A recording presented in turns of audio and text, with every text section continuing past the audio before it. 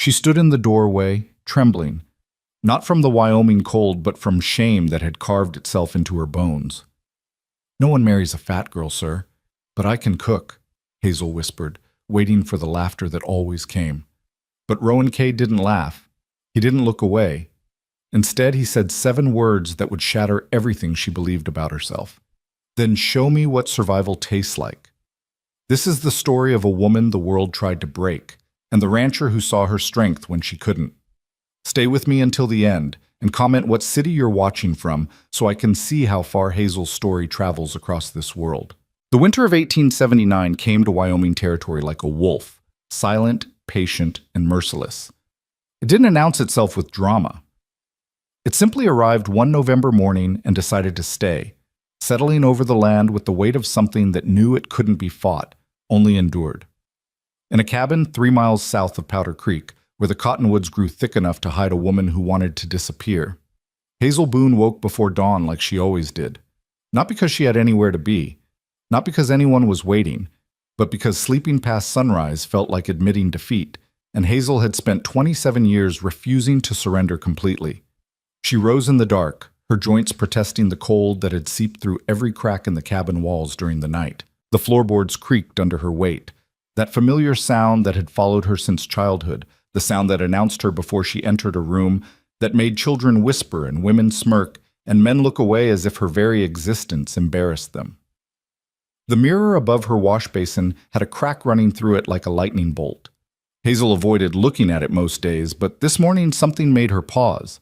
The face that looked back was round and plain, framed by brown hair she kept tied back because it was easier than trying to make it pretty. Her eyes were the color of creek water after rain, gray-green and unremarkable. Her body was exactly what people said it was. Too much. Too wide, too soft, too present in a world that preferred women to take up less space. The fat girl by the river, they'd called her in town. Never to her face after she turned 16 and her father, God rest him, had threatened to break the jaw of any man who spoke ill of his daughter where he could hear it. But she'd heard the whispers anyway, had felt them like spider webs across her skin every time she walked through Clearmont's single dusty street. She poured cold water from the pitcher into the basin and washed her face, the shock of it driving away the last remnants of sleep. Her hands were the only part of herself she liked, strong, capable, scarred in places from years of kitchen work. These hands had fed her father through his final illness. These hands had kept her alive through 2 winters alone. These hands knew the difference between survival and living, even if the rest of her had forgotten. The cabin was small but clean. Hazel couldn't abide mess. Her father had taught her that dignity wasn't about what you had, but about how you kept what little you possessed. So the floor was swept, the single room organized with military precision. Her cot in one corner with its thin mattress and carefully mended quilts. The cast-iron stove that ate through firewood like a hungry beast. The shelf with her father's books, 7 of them, which made her richer than half the territory in her mind. And her kitchen corner where she kept her real treasures, the spices she'd bartered for, the sourdough starter she'd kept alive for 3 years, the collection of cast-iron skillets seasoned to black perfection. She built up the fire and set coffee to boil. The beans were running low. Everything was running low. Winter had another 3 months to go, maybe 4, and her supplies wouldn't last. She'd been rationing since December, but mathematics didn't care about careful planning. Numbers were honest in a way people rarely were.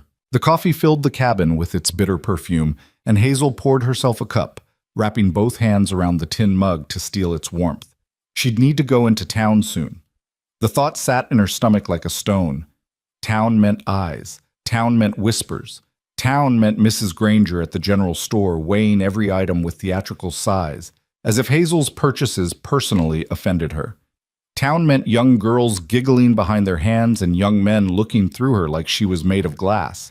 But town also meant survival, so she'd go. Just not today. She was measuring out cornmeal for breakfast, a Johnny cake, small because the bag was nearly empty, when she heard it. Hoofbeats. Coming up the path toward her cabin. Hazel froze, the measuring cup suspended in her hand. No one came out here. Not the postman, who considered 3 miles too far for a woman with no family and no social standing. Not the neighbors, because she had none. Not the townfolk, who'd made it clear she was welcome to stay, disappeared. The hoofbeats stopped. A knock followed, firm, but not aggressive. 3 measured raps against wood. Her heart hammered against her ribs.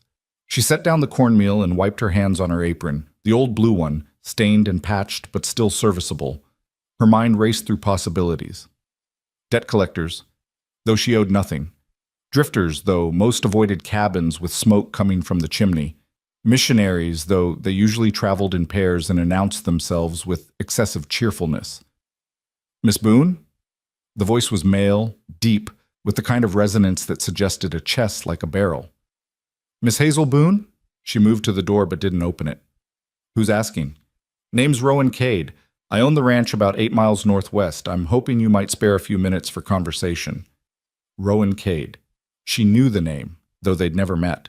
Everyone in the territory knew about Cade Ranch. It had started as a small operation 10 years back and grown into something formidable. 5,000 acres, maybe more, with cattle that somehow survived winters that killed off weaker herds. People spoke of Cade with the kind of respect usually reserved for forces of nature. Hard but fair, they said. A man who paid his debts and expected the same in return. What in God's name did Rowan Cade want with her? Hazel's hand went to her hair instinctively, then stopped. It didn't matter. Whatever this was, it wasn't social. She opened the door. The man standing on her small porch was tall, well over 6 feet, with shoulders that seemed to challenge the doorframe itself. He wore a heavy coat dark with trail dust, and his hat was pulled low enough that she couldn't see his eyes clearly. His face was weathered in that way that made age impossible to guess. Could be 35, could be 50. His jaw was dark with several days' stubble, and there was a scar that ran from his left temple down to his cheekbone, white against tanned skin. He removed his hat. Miss Boone, I apologize for the intrusion. His eyes were blue, the pale, cold blue of February ice. But they didn't look through her the way most men's did. They looked at her directly, assessing but not judging, or at least not in the way she'd learned to recognize. Mr. Cade? She kept her voice neutral, her body blocking the doorway. It's early for visiting. It is, he agreed, and I wouldn't have come if the matter wasn't pressing. He glanced past her into the cabin, then back at her face. May I speak plainly? I prefer it. Something that might have been respect flickered across his expression. I need a cook. A real one. I've got 20 hands working my ranch, and the man I hired to feed them walked off 3 days ago after an argument involving a fence post and another man's wife. The hands are eating hardtack and whatever they can burn over an open fire. In about a week, I'll have a mutiny on my property. Hazel blinked. Of all the things she'd imagined this conversation might be about, this hadn't made the list. You want to hire me? I do. You don't know me, Mr. Cade. I know you've kept yourself alive out here for 2 years since your father passed. I know people in town say you can make a meal out of nothing and have it taste like something. I know you don't drink, don't gossip, and don't start trouble. He paused. I also know you're likely running low on supplies and that pride's expensive in winter. Heat crept up her neck. He'd done his research then, asked about her. The thought made her feel exposed in a way that had nothing to do with the cold. And what did people tell you about what I look like, Mr. Cade? His expression didn't change. That you're fat. The word hit like a slap, even though she'd been expecting it, even though she'd heard it 1,000 times.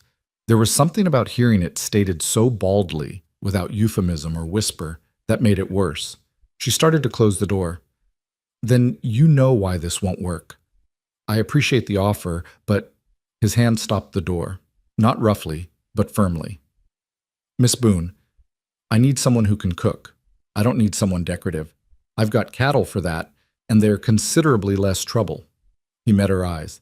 I pay $40 a month plus room and board. You'd have your own quarters, small cabin behind the main house. Meals and supplies provided. Work starts before dawn and doesn't end till the hands are fed dinner. It's hard work. $40. Hazel's breath caught. She made maybe $8 a month selling preserves and doing occasional laundry for people too proud to admit they'd hired the fat girl for anything. $40 would mean security, would mean choices. would mean not having to weigh whether coffee or flour was more essential. But it also meant being stared at, being judged, being the entertainment for 20 ranch hands who'd probably never seen a woman like her doing anything but being laughed at. "Mr. Cade," she said slowly, "I appreciate that you need someone, but let's be honest about what this would be. I'd be cooking for men who'll make jokes about me, who'll call me names, who'll wonder why you hired someone who looks like I do when there are prettier girls in town who can boil water." "Then they can make their own meals," he said flatly. "Any man on my ranch who disrespects my cook answers to me personally. And Miss Boone, I'm not a patient man when it comes to stupidity." She studied him, trying to understand his angle. Men didn't do things like this without reason. "Why me? Really?" He was quiet for a long moment, his pale eyes holding hers. Finally, he said, "You know what it's like to be hungry, not just for food, for purpose, for mattering, for waking up and having a reason to face the day." His voice was low, almost rough. "I need someone who'll cook like they understand that food isn't just fuel. It's the only warmth some men get, the only softness in a hard life. I need someone who'll cook like it matters." Something in Hazel's chest cracked open, just a little, just enough to hurt. This man she'd never met had somehow seen through to the thing she'd been hiding even from herself, that she was starving, but not for bread. "I can cook," she heard herself say. The words came out barely above a whisper. "But Mr. Cade, no one marries a fat girl, sir. And I've learned not to expect—" "I'm not hiring a wife," he interrupted, his voice gentle but firm.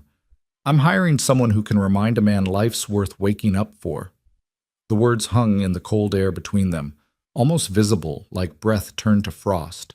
Hazel felt something inside her that had been frozen for years begin, impossibly, to thaw. "When would you need me to start?" "Tomorrow. Dawn." "That's fast." "I'm desperate." The corner of his mouth lifted slightly. "Though I'd appreciate if you didn't share that detail with the hands. Bad for authority." Despite herself, despite everything, Hazel felt a smile tug at her own mouth. "I'll need to pack, and I'll want to see the kitchen before I agree to anything. If it's a disaster, Mr. Cade, $40 won't be enough." "Fair." He settled his hat back on his head. "I'll send a wagon at first light. Bring whatever you need. If the kitchen doesn't meet standards, I'll have it rebuilt."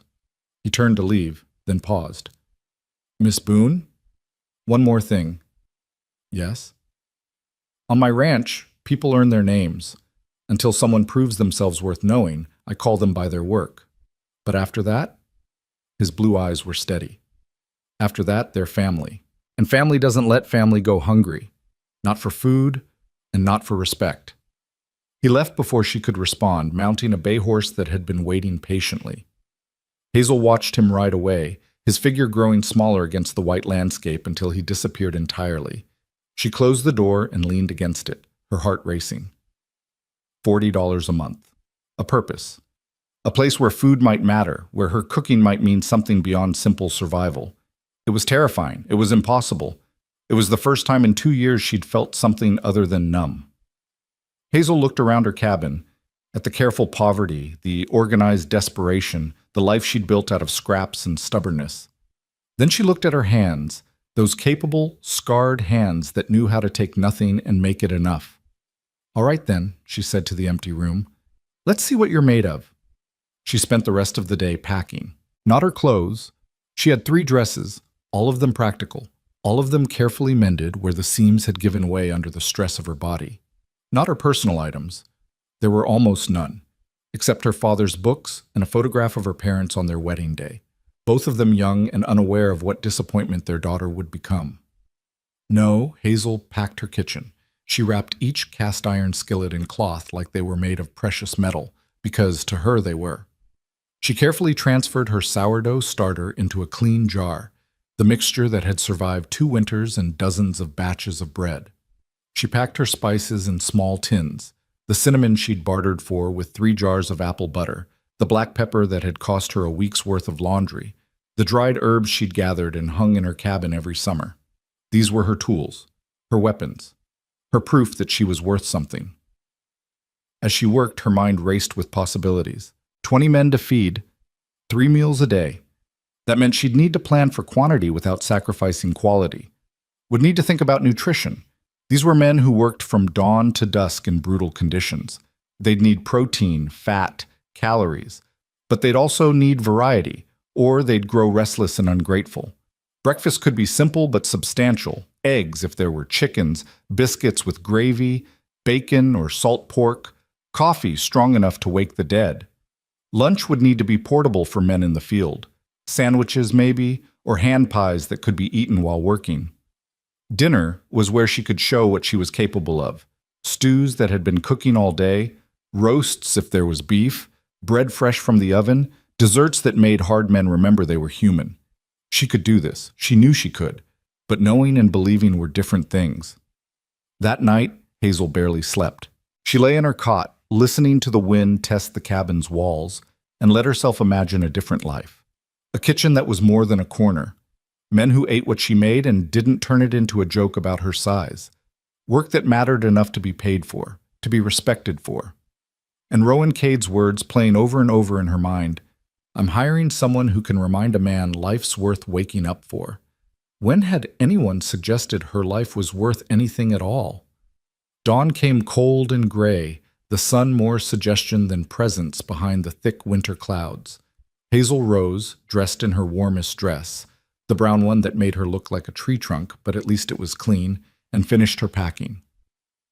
She made coffee, drank it standing at her window, watching the path for the wagon she half expected wouldn't come. But it did.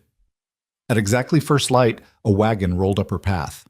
The driver was a young man, maybe 20, with red hair that stuck out from under his hat, and a face full of freckles. He climbed down and approached her door with the kind of swagger young men have before life teaches them caution. "Miss Boone?" He touched his hat brim. "Name's Quinn. Mr. Cade sent me to fetch you." "I'm ready." She gestured to her packed belongings. "It's not much." Quinn loaded everything into the wagon with efficiency, though she saw him glance at her collection of cookware with obvious curiosity. "You're the new cook, then?" "Apparently." "Thank God." He said it with such fervent relief that Hazel almost smiled. "Begging your pardon, ma'am, but we've been eating beans and hardtack for 3 days. Jenkins tried to make biscuits yesterday and nearly broke Thompson's tooth." "That bad?" "Worse. Thompson threatened to shoot Jenkins. Mr. Cade threatened to shoot both of them if they didn't shut up and get back to work." Quinn helped her up onto the wagon seat. "You any good?" Hazel settled herself, very aware of how the wagon seat groaned under her weight. "I suppose we'll find out." The ride to Cade Ranch took just over an hour. Quinn talked the entire time, about the ranch, about the other hands, about how Mr. Cade had built everything from nothing after the war, about the winter they'd lost 200 head of cattle and somehow survived anyway. He talked like someone who'd been quiet too long and had words backed up like water behind a dam. Hazel let him talk. She was too busy watching the landscape change from scattered homesteads to open range, from lonely to merely empty. The land here was brutal in its honesty. It didn't pretend to be anything but hard. But there was beauty in the harshness, in the way the snow caught the weak sunlight, in the dark line of mountains against the pale sky. "There she is," Quinn said finally, pointing. "Cade Ranch." Hazel's first thought was that it was bigger than she'd imagined. The main house was 2 stories, solid and square, built from logs that had been chinked with such care that not a single gap showed. There were several outbuildings, a barn large enough to house a small village, what looked like a bunkhouse, various sheds and coops. Smoke rose from multiple chimneys. Cattle dotted the fields beyond, dark shapes against white snow. Her second thought was that this was real. She was really here. Really about to walk into a world full of men who'd judge her before she opened her mouth. "Kitchen's attached to the main house," Quinn explained, guiding the wagon around to the back. "Your cabin's just there. See it? The small one with the green door. Mr. Cade had it cleaned out yesterday." The cabin was small, maybe a quarter the size of the one she'd left, but it looked solid. The green door was cheerful against the weathered wood. Windows on 2 sides. A chimney promising a stove inside.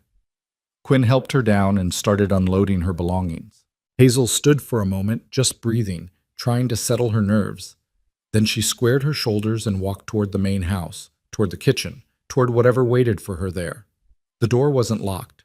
She pushed it open and stepped into warmth, blessed, beautiful warmth from a stove that was already lit. The kitchen was easily 4 times the size of her entire previous cabin. There was a massive cast iron stove with 6 burners and 2 ovens, counters that ran along 2 walls, shelves stocked with supplies, flour, sugar, salt, coffee, beans, dried goods she couldn't even identify from where she stood. A larder door that probably led to more, windows that would let in morning light, hooks on the walls for pots and pans, a work table in the center, scarred and solid.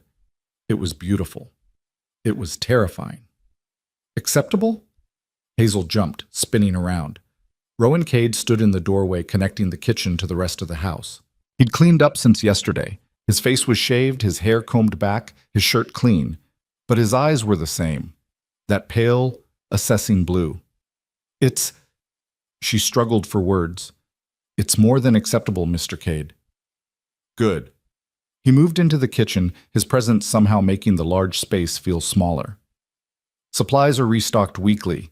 If you need something specific, make a list. I've got accounts in Clearmont and Buffalo. The hands eat breakfast at 6, lunch is brought out to them in the field, dinner at 7. You'll have help with serving and cleanup. I'm not expecting miracles. Hazel moved to the stove, running her hand over its surface, still warm from morning's fire. What happened to your last cook?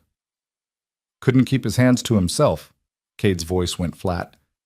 Thought one of the younger hands was interested, was wrong. I gave him 5 minutes to pack and 5 seconds to get off my land. And the one before that? Drunk. Fell asleep and nearly burned down the kitchen. He paused. Miss Boone, I'll be clear. This job is hard. The men are rough. They work like dogs and expect to be fed accordingly. They'll test you, see if you can keep up, see if you'll break. But if you can cook, if you can handle the pressure, you'll have security here. And respect, once you earn it. And if I can't? The question came out smaller than she intended. If I'm not good enough? He looked at her steadily. Are you good enough? It was the question she'd been asking herself for 27 years. The question that kept her small, kept her hidden, kept her safe but suffocating. Hazel thought of her sourdough starter, still alive after years of care.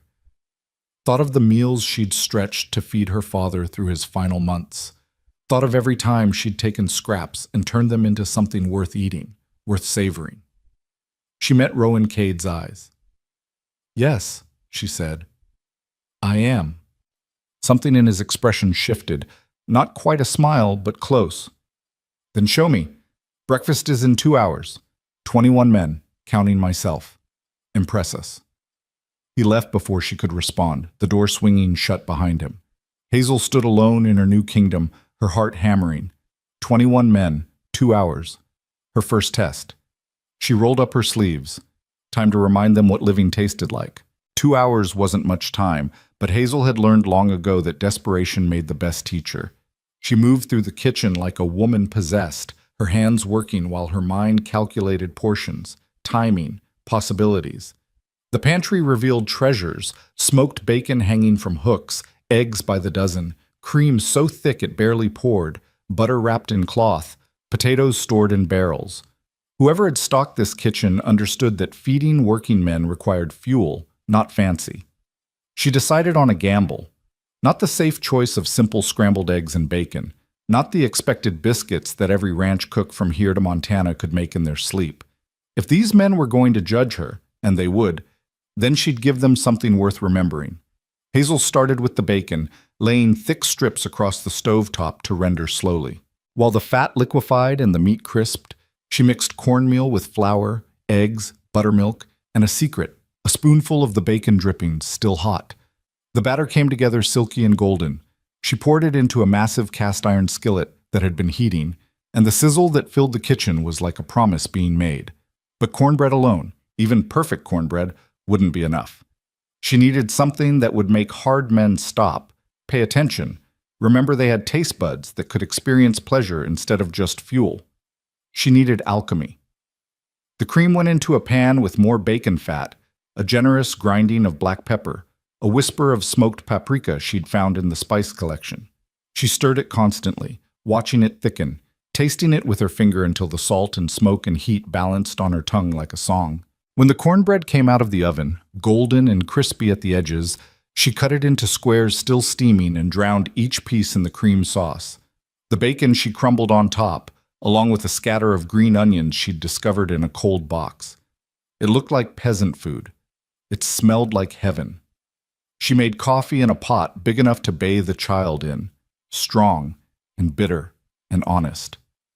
She scrambled 24 eggs with cheese and more of those green onions.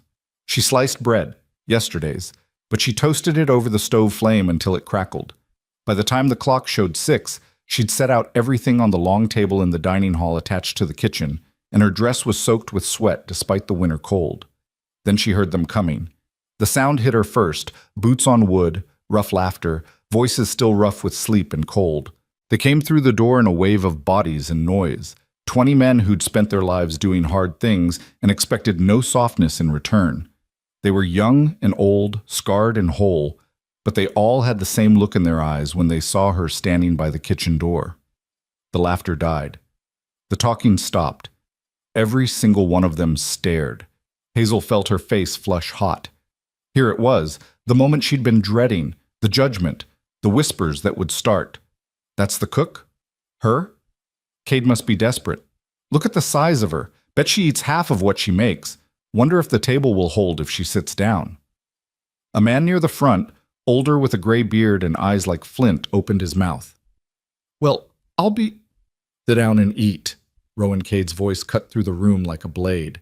He'd appeared from the main house, and every man in the room straightened slightly at his presence. Miss Boone's been working while you've been sleeping. Show some gratitude. They sat, quickly, quietly, like schoolboys caught misbehaving. Hazel served, moving along the table with platters, trying not to meet anyone's eyes. She set the cornbread and cream sauce in the center, the scrambled eggs at each end, the bacon and toast in between. Poured coffee into cups with hands that trembled slightly. The men watched her, and she could feel their thoughts like brands against her skin. Then someone took a bite. The silence that followed was different. Hazel was back in the kitchen doorway, her heart hammering when she heard it, the scrape of fork against plate. Then another. Then the sound of chewing, of swallowing, of someone reaching for seconds before they'd finished firsts. Christ almighty, someone breathed. Where'd you learn to cook like this? Another voice asked. Shut up and eat before Thompson takes your share, a third man said, and there was actual laughter in his voice. Hazel dared to look. Every man at that table was eating like he'd forgotten food could taste like something. The cornbread disappeared first, squares soaked in cream sauce vanishing into mouths that had forgotten to sneer. The eggs went next. Then the bacon. The toast.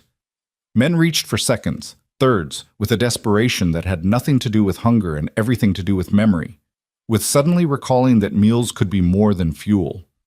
At the head of the table, Rowan Cade ate slowly, methodically, but she caught him glance at her once. He didn't smile, but something in his eyes said he'd known. He'd known she could do this. Within 20 minutes, the platters were empty. Grown men sat back in their chairs with the stunned expressions of people who'd been ambushed by satisfaction. The gray-bearded man who'd started to speak earlier stood up, walked to the kitchen doorway where Hazel stood, and stuck out his hand. Name's Dutch, he said. Been working ranches for 30 years. That's the best damn breakfast I've had in 20 of them. Hazel took his hand, surprised by the firmness of his grip. Thank you. No, ma'am. Thank you. He turned to the rest of the men. Any of you idiots got something to say to the lady? A chorus of thanks, mumbled and awkward but sincere, filled the room. Men nodded at her as they filed out, returning to work with bellies full and something like wonder still on their faces. They didn't mock her. They didn't make jokes. They just looked at her like she'd given them something precious. When the last man had left, only Rowan remained. He stood up, gathered his plate and cup, and brought them to the kitchen. Hazel moved to take them from him, but he shook his head. You cooked, he said. I'll clean up. Mr. Cade, that's not necessary. It is.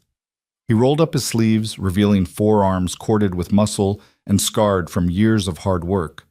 You fed them something that made them remember they're human. Least I can do is wash a few dishes. Hazel watched, astonished, as this man who owned thousands of acres and employed 20 hands stood at her sink and washed dishes with the same methodical efficiency he seemed to apply to everything. They worked in silence. She cleared the table, he washed, she dried and put away. It was strangely intimate, this quiet work side by side, and Hazel found herself hyper-aware of his presence, of how small the kitchen felt with him in it. "The cornbread," he said finally. "What made it so good?" "Bacon fat in the batter," she admitted. "And the cream sauce, it's just cream, more bacon fat, black pepper, and smoked paprika. Nothing fancy." "It tasted fancy." He handed her a clean plate. "You learned that from your father." "From necessity. When you don't have much, you learn to make what you have count." He nodded slowly, and she had the sense he understood more than she'd said. When the last dish was clean and put away, he dried his hands on a towel and looked at her directly. "You did good, Miss Boone. Better than good." The praise made something in her chest ache. "Thank you. Lunch needs to be ready by noon. Sandwiches, something portable. Whatever you think best." He paused at the door. "And Miss Boone, you don't have to hide in the kitchen. You earned your place here this morning." Then he was gone, and Hazel was alone with the morning light streaming through the windows and the lingering smell of bacon and coffee. She touched the counter, the stove, the shelves. This kingdom she'd conquered with nothing but heat and fat, and the knowledge of what hungry men needed. For the first time in years, she felt something dangerous bloom in her chest.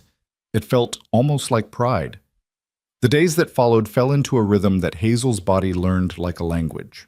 Wake before dawn in her small cabin with the green door, where the bed was narrow but the quilts were thick and the stove kept the worst of the cold at bay.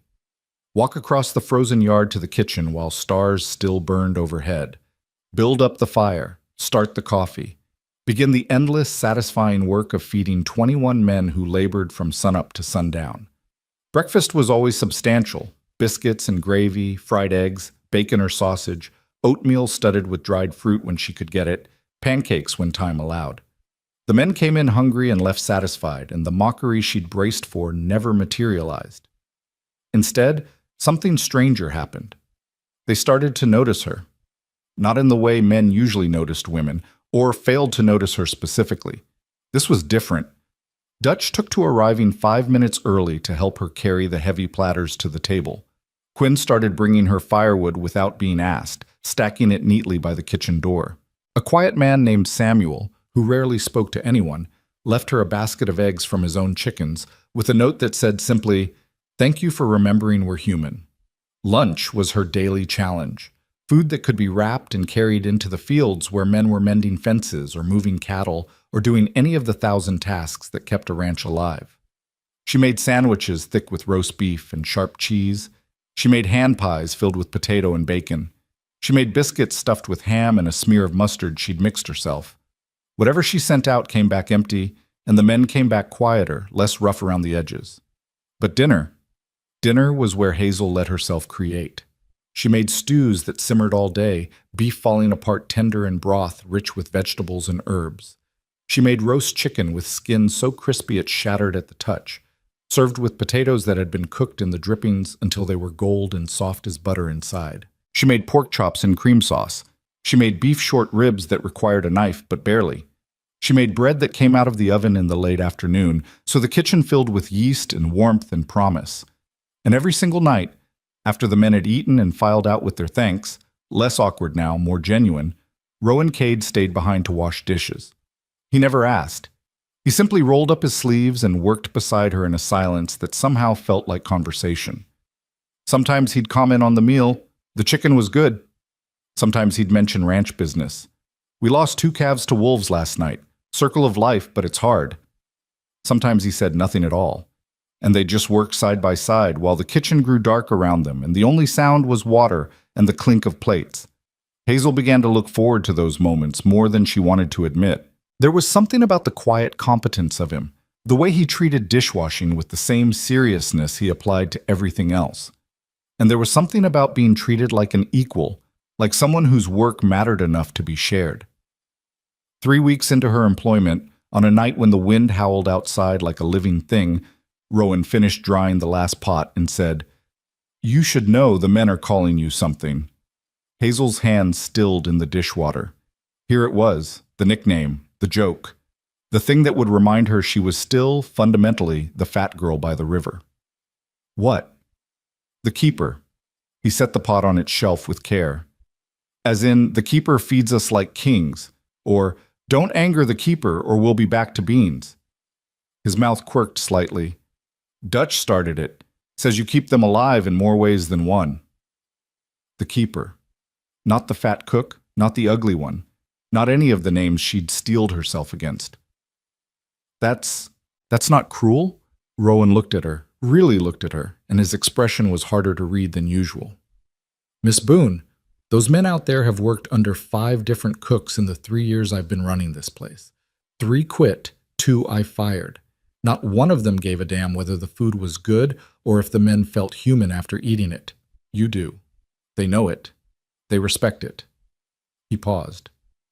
And anyone who doesn't respect it will be looking for work elsewhere by morning. I meant what I said about that.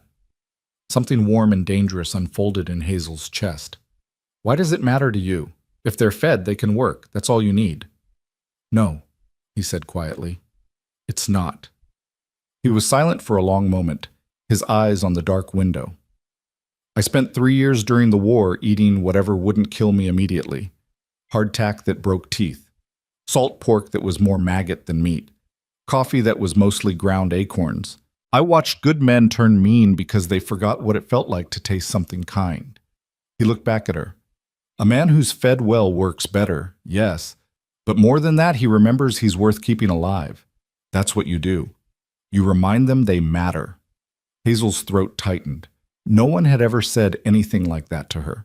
No one had ever suggested that her cooking was about more than just putting food on plates.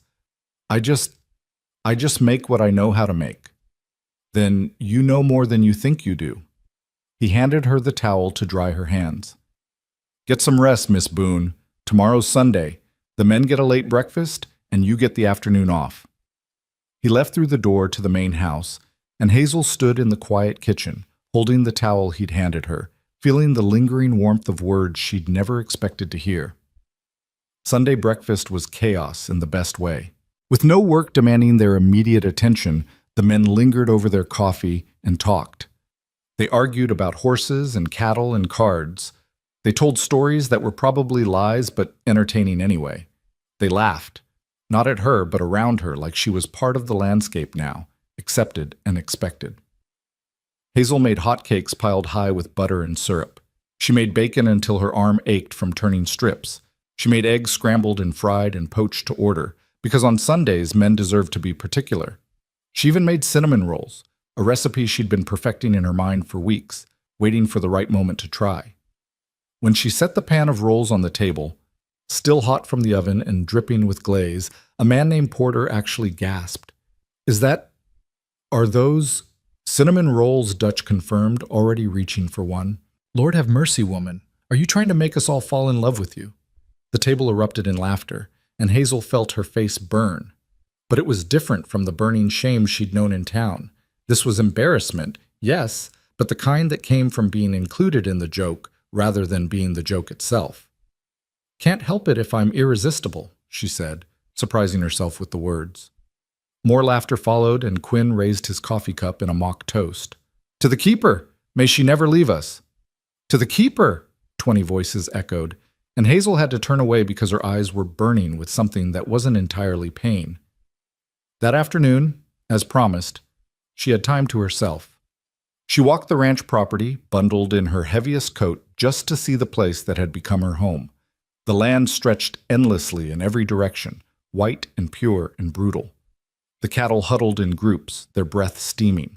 The horses in the corral watched her pass with dark, intelligent eyes. She found herself at the far edge of the property where a stand of cottonwoods grew thick enough to make a windbreak. Someone had built a bench there, crude but solid, facing the mountains. Hazel sat, letting the cold seep through her coat, watching the way the light changed the landscape from white to gold to blue. Mind company? She turned to find Rowan approaching, his coat collar turned up against the wind. She shook her head, and he sat beside her, Not too close, but close enough that she could feel the warmth of him. They sat in silence for a while, watching the mountains.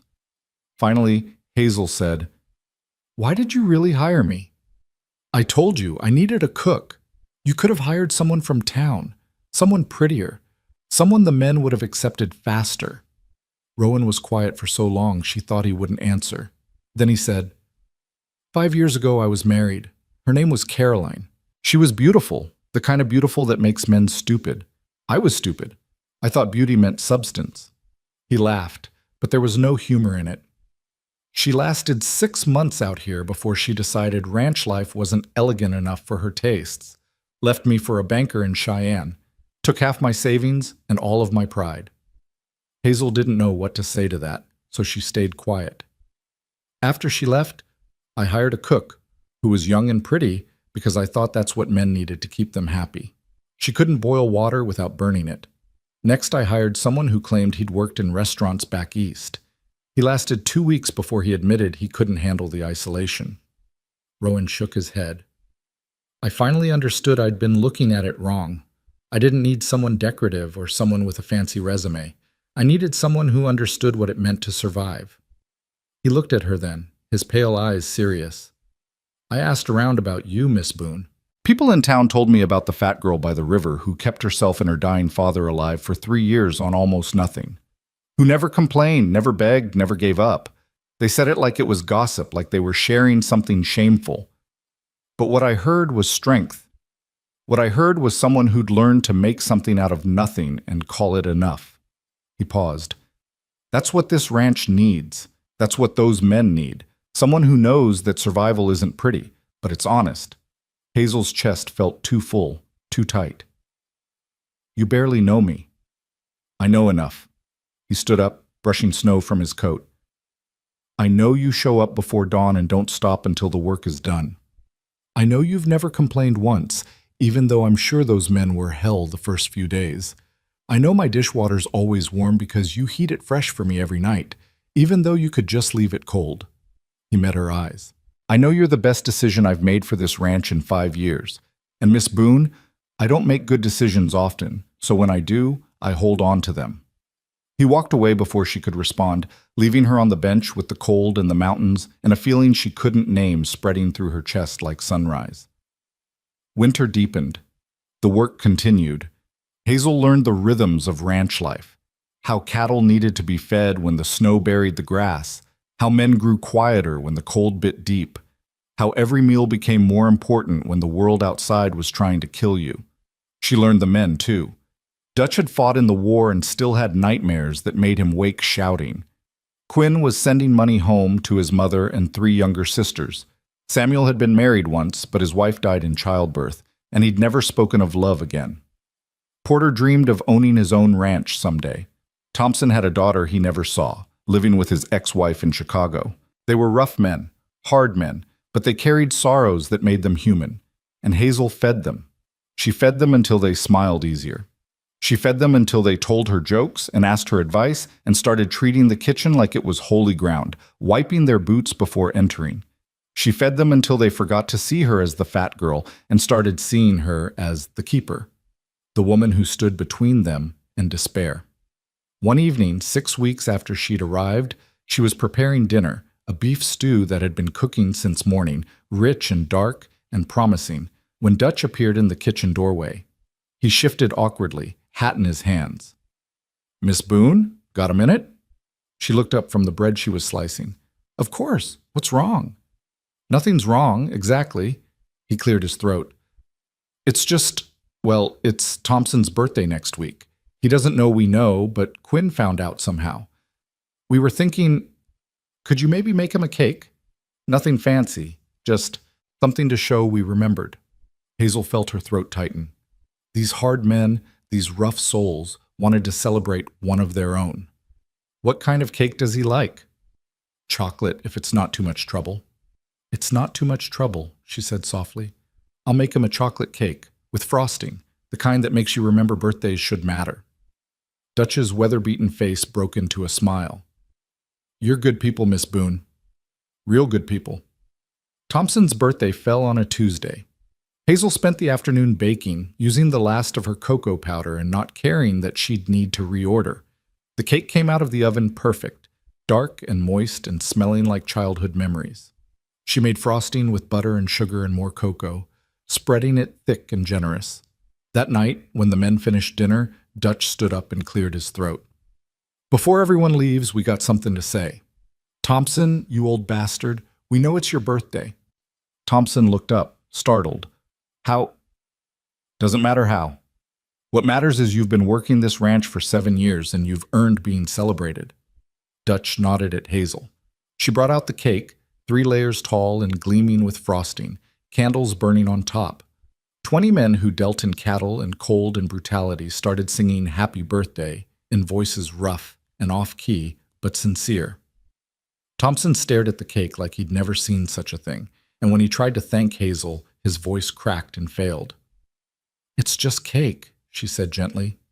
"No, ma'am," he whispered. "It's proof somebody gave a damn." They cut the cake and passed around pieces, and grown men ate chocolate frosting with something like reverence. Hazel watched them, these hard souls softened by sugar and gesture, and understood what Rowan had meant. This was what food could do. This was what it meant to feed someone, not just their bodies, but the parts of them that remembered how to hope. That night, Rowan stayed even later than usual with the dishes. They worked in their customary silence until he said, "The cake was good."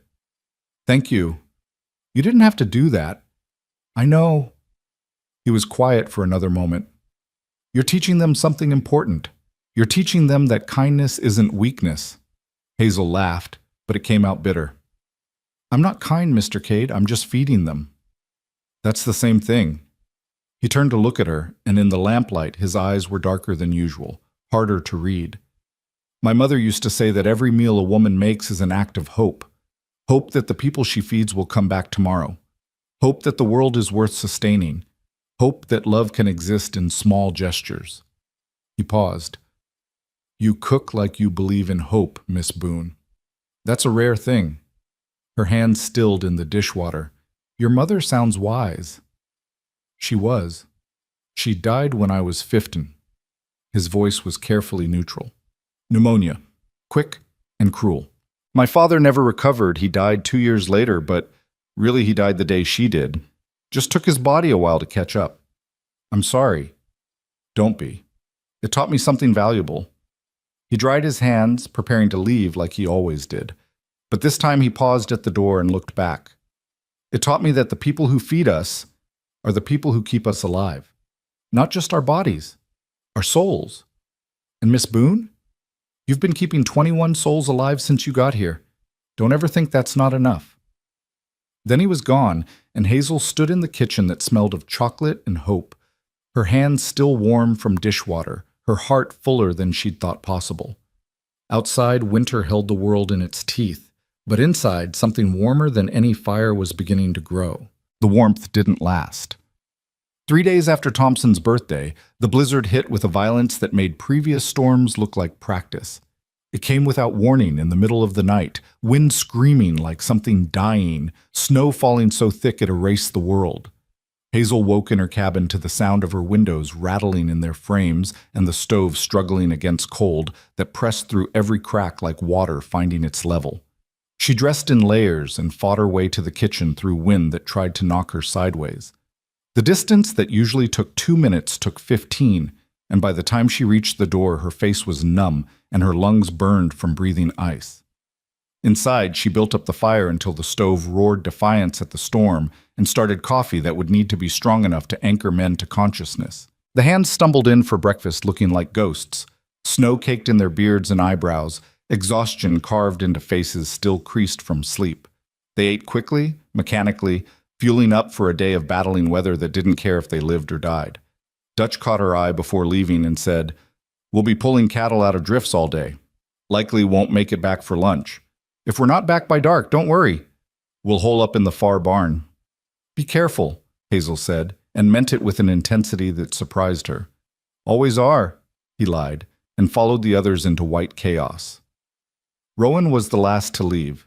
He stood at the kitchen door, adjusting his coat, his face already set in the hard expression he wore when preparing for battle. "Keep the fire high. If it gets bad, stay inside. Don't try to come out for anything. I'll be fine. Miss Boone? He looked at her directly. I mean it. This storm could last days. If something happens, nothing will happen. Go take care of your cattle. He studied her for another moment, then nodded and disappeared into the blizzard. The door slammed shut behind him, and Hazel was alone with the winds howling and the feeling that something was about to go very wrong. She spent the morning preparing food that might not be eaten, stew that could simmer for hours, biscuits wrapped and kept warm, coffee that stayed hot on the back of the stove. The world outside the windows was nothing but white fury. She couldn't see the barn, couldn't see her own cabin, couldn't see anything but snow and more snow falling like it had forgotten how to stop. Around noon, she heard it. At first she thought it was just the wind taking on a new voice, but then it came again, a sound that cut through the storm's roar because it was distinctly, terribly human. A cry, high and thin and desperate. Hazel moved to the window, pressing her face against the cold glass. Nothing, just white. But the sound came again, and this time she was sure. Someone was out there, someone small from the sound of it. A child. Her heart kicked hard against her ribs. She grabbed her heaviest coat and wrapped a scarf around her face until only her eyes showed. Rowan had said to stay inside, had made her promise. But that sound, that desperate, fading cry, made promises irrelevant. She pushed open the door and the storm hit her like a physical blow. The wind stole her breath, the snow blinded her, cold bit through her layers like they were paper. But she pushed forward, following that sound, terrified it would stop before she found its source. "Where are you?" she shouted, but the wind took her words. "Call out! I'm coming!" The cry came again, weaker now, off to her left. Hazel turned and nearly fell into a snowdrift that came up to her waist. She fought through it, her legs burning, her lungs screaming, following a sound that could have been death trying to lure her into the white. Then she saw him. A child, maybe 8 years old, dark-skinned and dark-haired, wearing clothes too thin for this weather. He was huddled against the side of the barn, nearly buried in snow, his lips blue and his eyes half closed. When he saw her, he tried to speak, but only a whimper came out. "I've got you," Hazel said, though she wasn't sure he could hear her. She pulled him up. He weighed almost nothing, this child made of ice and fear, and held him against her chest. Her body wasn't small, wasn't delicate, but right now it was warm, and that was all that mattered. She wrapped her coat around both of them as best she could and turned back toward the kitchen, praying she was going the right way because the world had become nothing but white and wind and the desperate need to survive. She found the door more by luck than navigation, got them both inside and kicked it shut behind them. The warmth of the kitchen hit like a blessing. Hazel carried the boy to the stove, wrapped him in every blanket she could find, and started stripping off his wet clothes with shaking hands. His skin was gray, his breathing shallow. Frostbite darkened his fingertips and toes. "Stay with me," she whispered, rubbing his hands between hers, trying to bring circulation back without causing more damage. "You hear me? You stay right here with me." She heated water, not too hot, that would be dangerous, and soaked cloths to wrap around his extremities. She made broth and held it to his lips, coaxing him to sip. She talked to him constantly. A stream of words meant less to communicate than to tether him to the world of the living. And slowly, terribly slowly, color began to return to his face. His eyes focused. His breathing deepened. "What's your name?" Hazel asked when he seemed capable of answering. "Makwa," he whispered. His voice was rough, accented in a way she recognized, Lakota, though her knowledge of the language was limited to the few words her father had taught her. "Means bear." "Well, Bear, you picked a hell of a day to be outside. Where's your family?" His eyes filled with tears. "Gone. Soldiers came. I ran. Got lost." Hazel's chest tightened. She'd heard the stories, the government pushing tribes onto smaller and smaller reservations, soldiers who didn't distinguish between warriors and children, families scattered like seeds on the wind.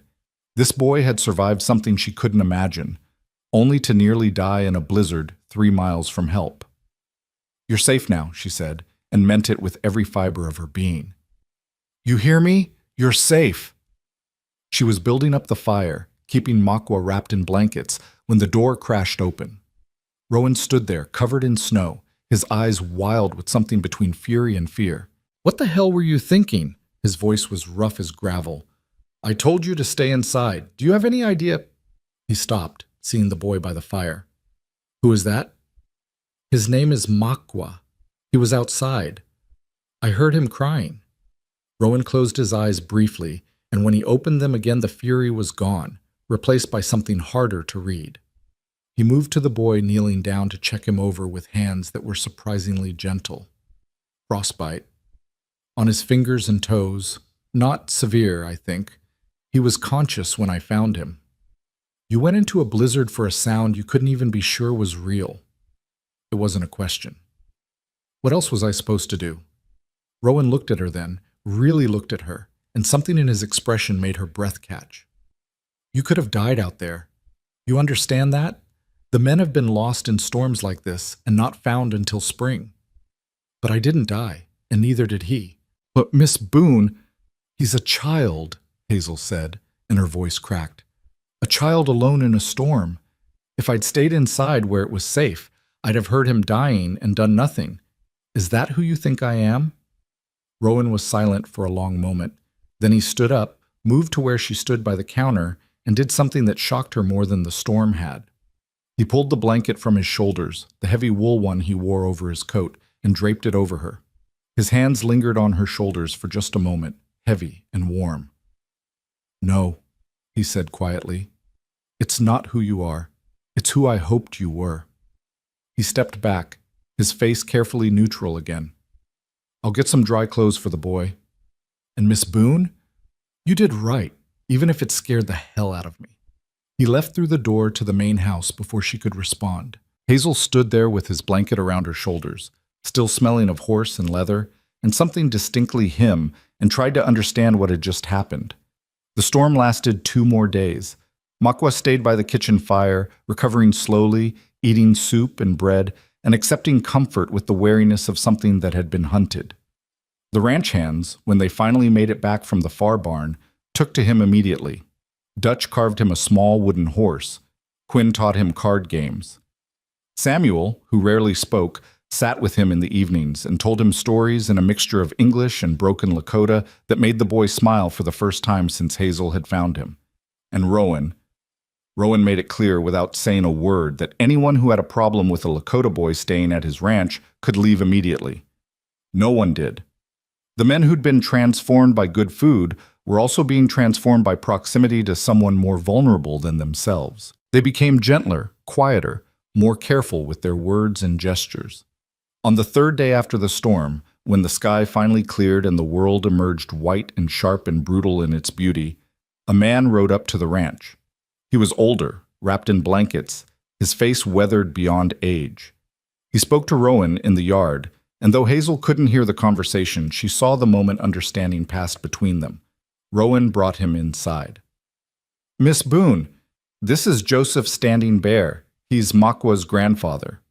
The old man's eyes found the boy immediately. Relief and grief warred on his face. "We thought you were dead." Makwa ran to him, and they held each other with the desperation of people who'd lost too much already. Hazel turned away, giving them privacy, her throat too tight to speak. Joseph Standing Bear insisted on thanking her before leaving. He took both her hands in his, weathered and strong and warm, and said something in Lakota. Then in English, "You gave me back my grandson. You gave him back his life. We won't forget." Anyone would have done the same. "No," he said firmly. "They wouldn't. But you did." He pressed something into her hand, a small carved bear, smooth from handling. "For courage. For remembering that all children are our children." They left as the sun was setting, 2 figures on 1 horse, heading north toward reservation land and a life Hazel couldn't imagine. She stood in the yard long after they'd disappeared, holding the carved bear, feeling the weight of something she couldn't name. "You gave them back to each other." She turned. Rowan stood a few feet away, watching her with an expression she'd never seen before. Soft, almost vulnerable. "I just found him in the snow. You risked your life for a stranger's child, for a Lakota boy that half this territory would have left to freeze. He moved closer. Do you have any idea how rare that is? How extraordinary? I'm not extraordinary, Hazel said, and hated how her voice shook. I'm just someone who couldn't stand the thought of a child dying when I could prevent it. That's what makes you extraordinary. He was close now, close enough that she could see the faint scar on his temple, the lines around his eyes from squinting into sun and wind. Most people can stand things, Miss Boone. Most people are very good at standing things, at finding reasons why it's not their problem, not their responsibility. You can't. You hear someone hurting and you run toward it, consequences be damned. You sound like you think that's a good thing. I think it's a terrifying thing. His voice was rough. I think it's the kind of thing that gets people hurt, but I also think it's the best thing I've ever seen. They stood in the cold, close enough to touch, but not touching, while the sky turned from gold to purple to black. Finally, Rowan said, "Come inside before you freeze," and walked back toward the house. Hazel followed, her heart doing strange things in her chest, the carved bear warm in her pocket. Spring arrived hesitantly, like something unsure of its welcome. The snow began to melt, revealing the brown grass beneath. The wind lost some of its teeth. The days stretched longer, and birds returned with songs that sounded like promises being kept. The ranch came back to life. Calves were born, wobbly and determined. Fences damaged by winter were mended. The men shed their heavy coats and worked in shirt sleeves, their faces turning brown under the returning sun. And Hazel's kitchen became even more essential. Feeding men who worked 12, 14, 16-hour days during calving season required planning and stamina that made winter look easy. She barely saw Rowan during those weeks. He was always in the fields, always dealing with some crisis or another. But every night, no matter how late, he came to the kitchen to wash dishes beside her. They were both exhausted, too tired for conversation, but the silence had become comfortable. Necessary, even. The quiet work side by side was the only peace either of them got in 18-hour days. Then Caroline arrived. It was a Tuesday in April, unseasonably warm. Hazel was making bread, her hands deep in dough, when she heard the carriage. Visitors were rare enough that she moved to the window, curious. The carriage was expensive, black lacquer and brass fittings, pulled by matched grays. The woman who stepped out was stunning in a way that made Hazel's breath catch. She was tall and slim, dressed in a traveling suit of deep blue that probably cost more than Hazel made in 3 months. Her hair was the color of honey, styled in elaborate curls beneath a hat with feathers. Her skin was porcelain perfect. Her face was the kind artists painted and poets ruined themselves over. Hazel knew who she was before anyone said a word. This was Caroline, the beautiful wife who'd left, the woman Rowan had been stupid enough to marry and smart enough to let go. She watched through the window as Rowan came out of the barn, saw Caroline, and went very still. They spoke. She couldn't hear the words, and Caroline touched his arm with a familiarity that suggested ownership. Then Caroline looked toward the house, said something, and laughed. The sound was like bells, clear and pretty and cold. The kitchen door opened. Quinn stuck his head in, his young face troubled. "Miss Boone? Mr. Cade wants you to meet a visitor." Hazel's stomach dropped. She looked down at herself, flour on her dress, dough under her fingernails, her hair escaping its pins.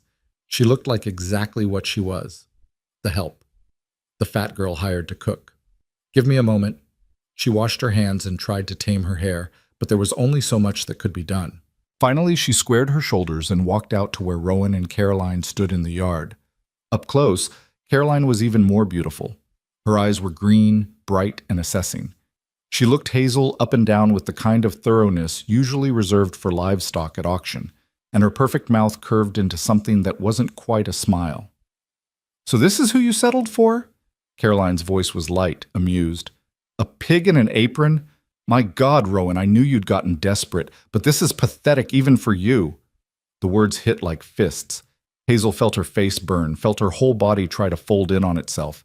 Every insult she'd ever endured, every whisper, every cruel laugh, they all came rushing back. She was 14 again, hearing boys mock her behind the schoolhouse.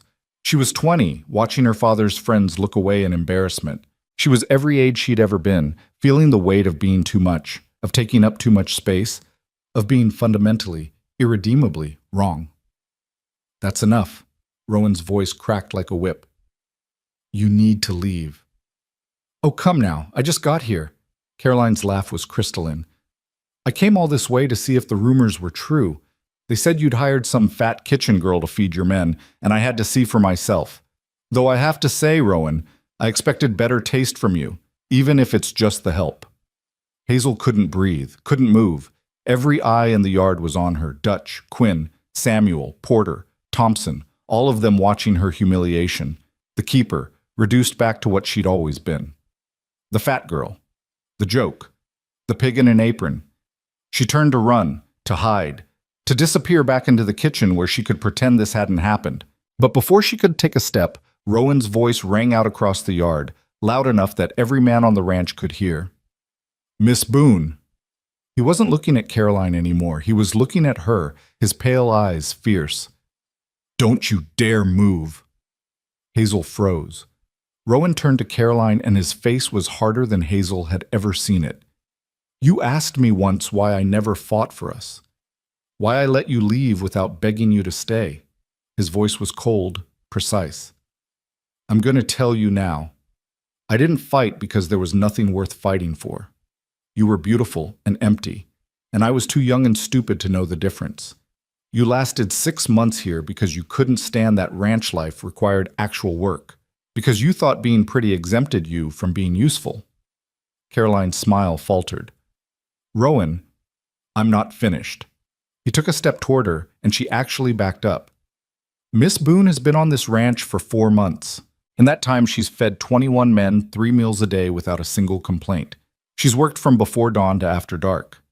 She went into a blizzard to save a child she didn't know and nearly died doing it. She's taught every man here that kindness isn't weakness and that being fed well means being cared for. His voice got quieter, but somehow more intense. She stayed when you left. She's got more heart, more courage, more worth in her little finger than you've got in your entire perfect body. And if you can't see that, then you're even emptier than I remember. The yard was absolutely silent. 20 men stood frozen, watching. Caroline's face had gone white, then red. You're defending her? This fat cow. I'm choosing her. Rowan's words rang out clear. I'm choosing the woman who shows up every day and does the work. I'm choosing substance over surface. I'm choosing someone who makes life worth living instead of just worth looking at. He turned to Hazel. And Miss Boone, if you're willing, I'm choosing you to stay on this ranch for as long as you want to be here, because this place isn't home without you in it. Hazel couldn't breathe, couldn't think. The words echoed in her head.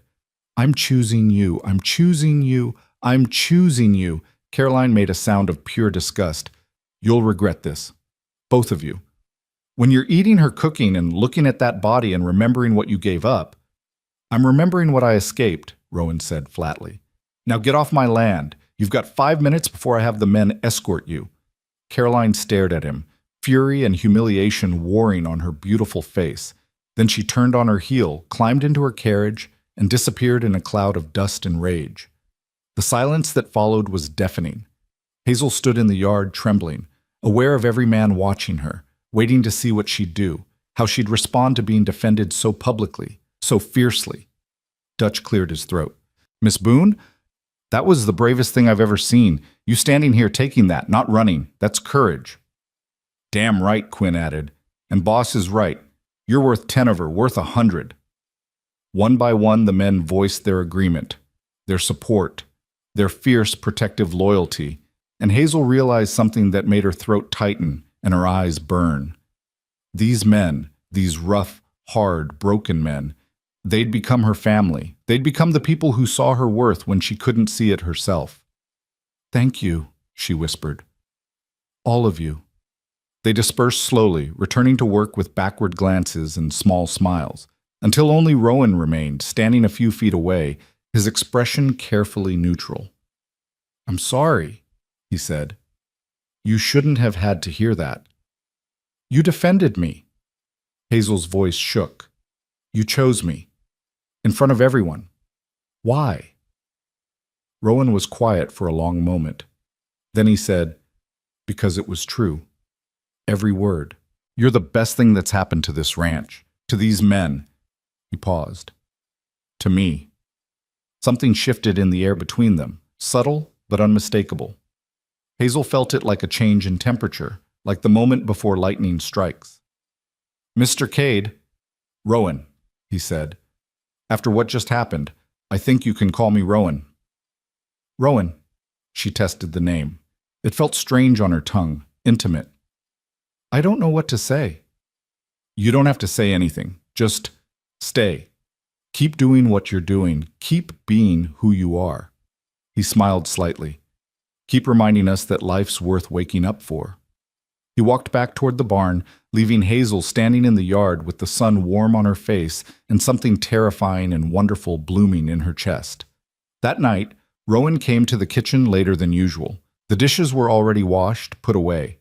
Hazel was making bread for tomorrow, her hands working the dough with the steady rhythm that helped her think. He didn't say anything at first, just leaned against the counter and watched her work. Finally, "You're still here. Where else would I be?" "I thought maybe after today," he trailed off. Hazel shaped the dough into loaves and set them to rise. Then she turned to face him, wiping her hands on her apron. "Mr. Cade, Rowan, I've spent 27 years being told I'm not enough. Not pretty enough, not small enough, not worthy enough of being seen as anything but a joke or a problem." Her voice was steady despite the emotion behind it. "Today, for the first time in my life, someone stood up for me. Someone chose me. Do you understand what that means? What you gave me? I only told the truth. The truth is powerful when nobody else has bothered to speak it." She took a breath. "So yes, I'm still here. I'm staying. Because you're right. This place feels like home. And I haven't had a home since my father died." Rowan moved closer, and for a moment she thought he might touch her. Instead, he said quietly, "I need you to understand something. What I said out there about choosing you, I meant it. Not just as my cook, as—" He struggled for words. "As someone I can't imagine this place without. As someone I don't want to imagine my life without." Hazel's heart hammered. "What are you saying?" "I'm saying I'm falling for you, Hazel Boone. Have been since you made that first breakfast and proved you could turn bacon fat and cornmeal into something worth remembering." He smiled, but his eyes were serious. "I'm saying I see you. Not what you look like, but who you are. And who you are is extraordinary." She couldn't speak, could barely breathe. This man who could have anyone, who'd had someone beautiful and lost her, was standing in her kitchen saying words she'd never expected to hear in her entire life. "You don't have to say anything," Rowan continued. "I'm not asking for promises. I just needed you to know. Needed you to understand that what happened today wasn't just about defending my cook. It was about defending someone I—" He stopped, then finished quietly. "Someone I'm beginning to love." The words hung in the air between them, impossibly heavy and light at the same time. Hazel found her voice. "I don't know how to do this. To be seen like this. To be wanted." "Neither do I," he admitted. "My first attempt at love was a disaster, but maybe that's the point. Maybe we figure it out together. Maybe we build something real instead of something pretty." He left before she could respond, disappearing into the main house. Hazel stood alone in her kitchen, her hands still smelling of yeast and possibility, and let herself imagine something she'd never dared consider before. A future. A home. A love that saw her scars and chose her anyway.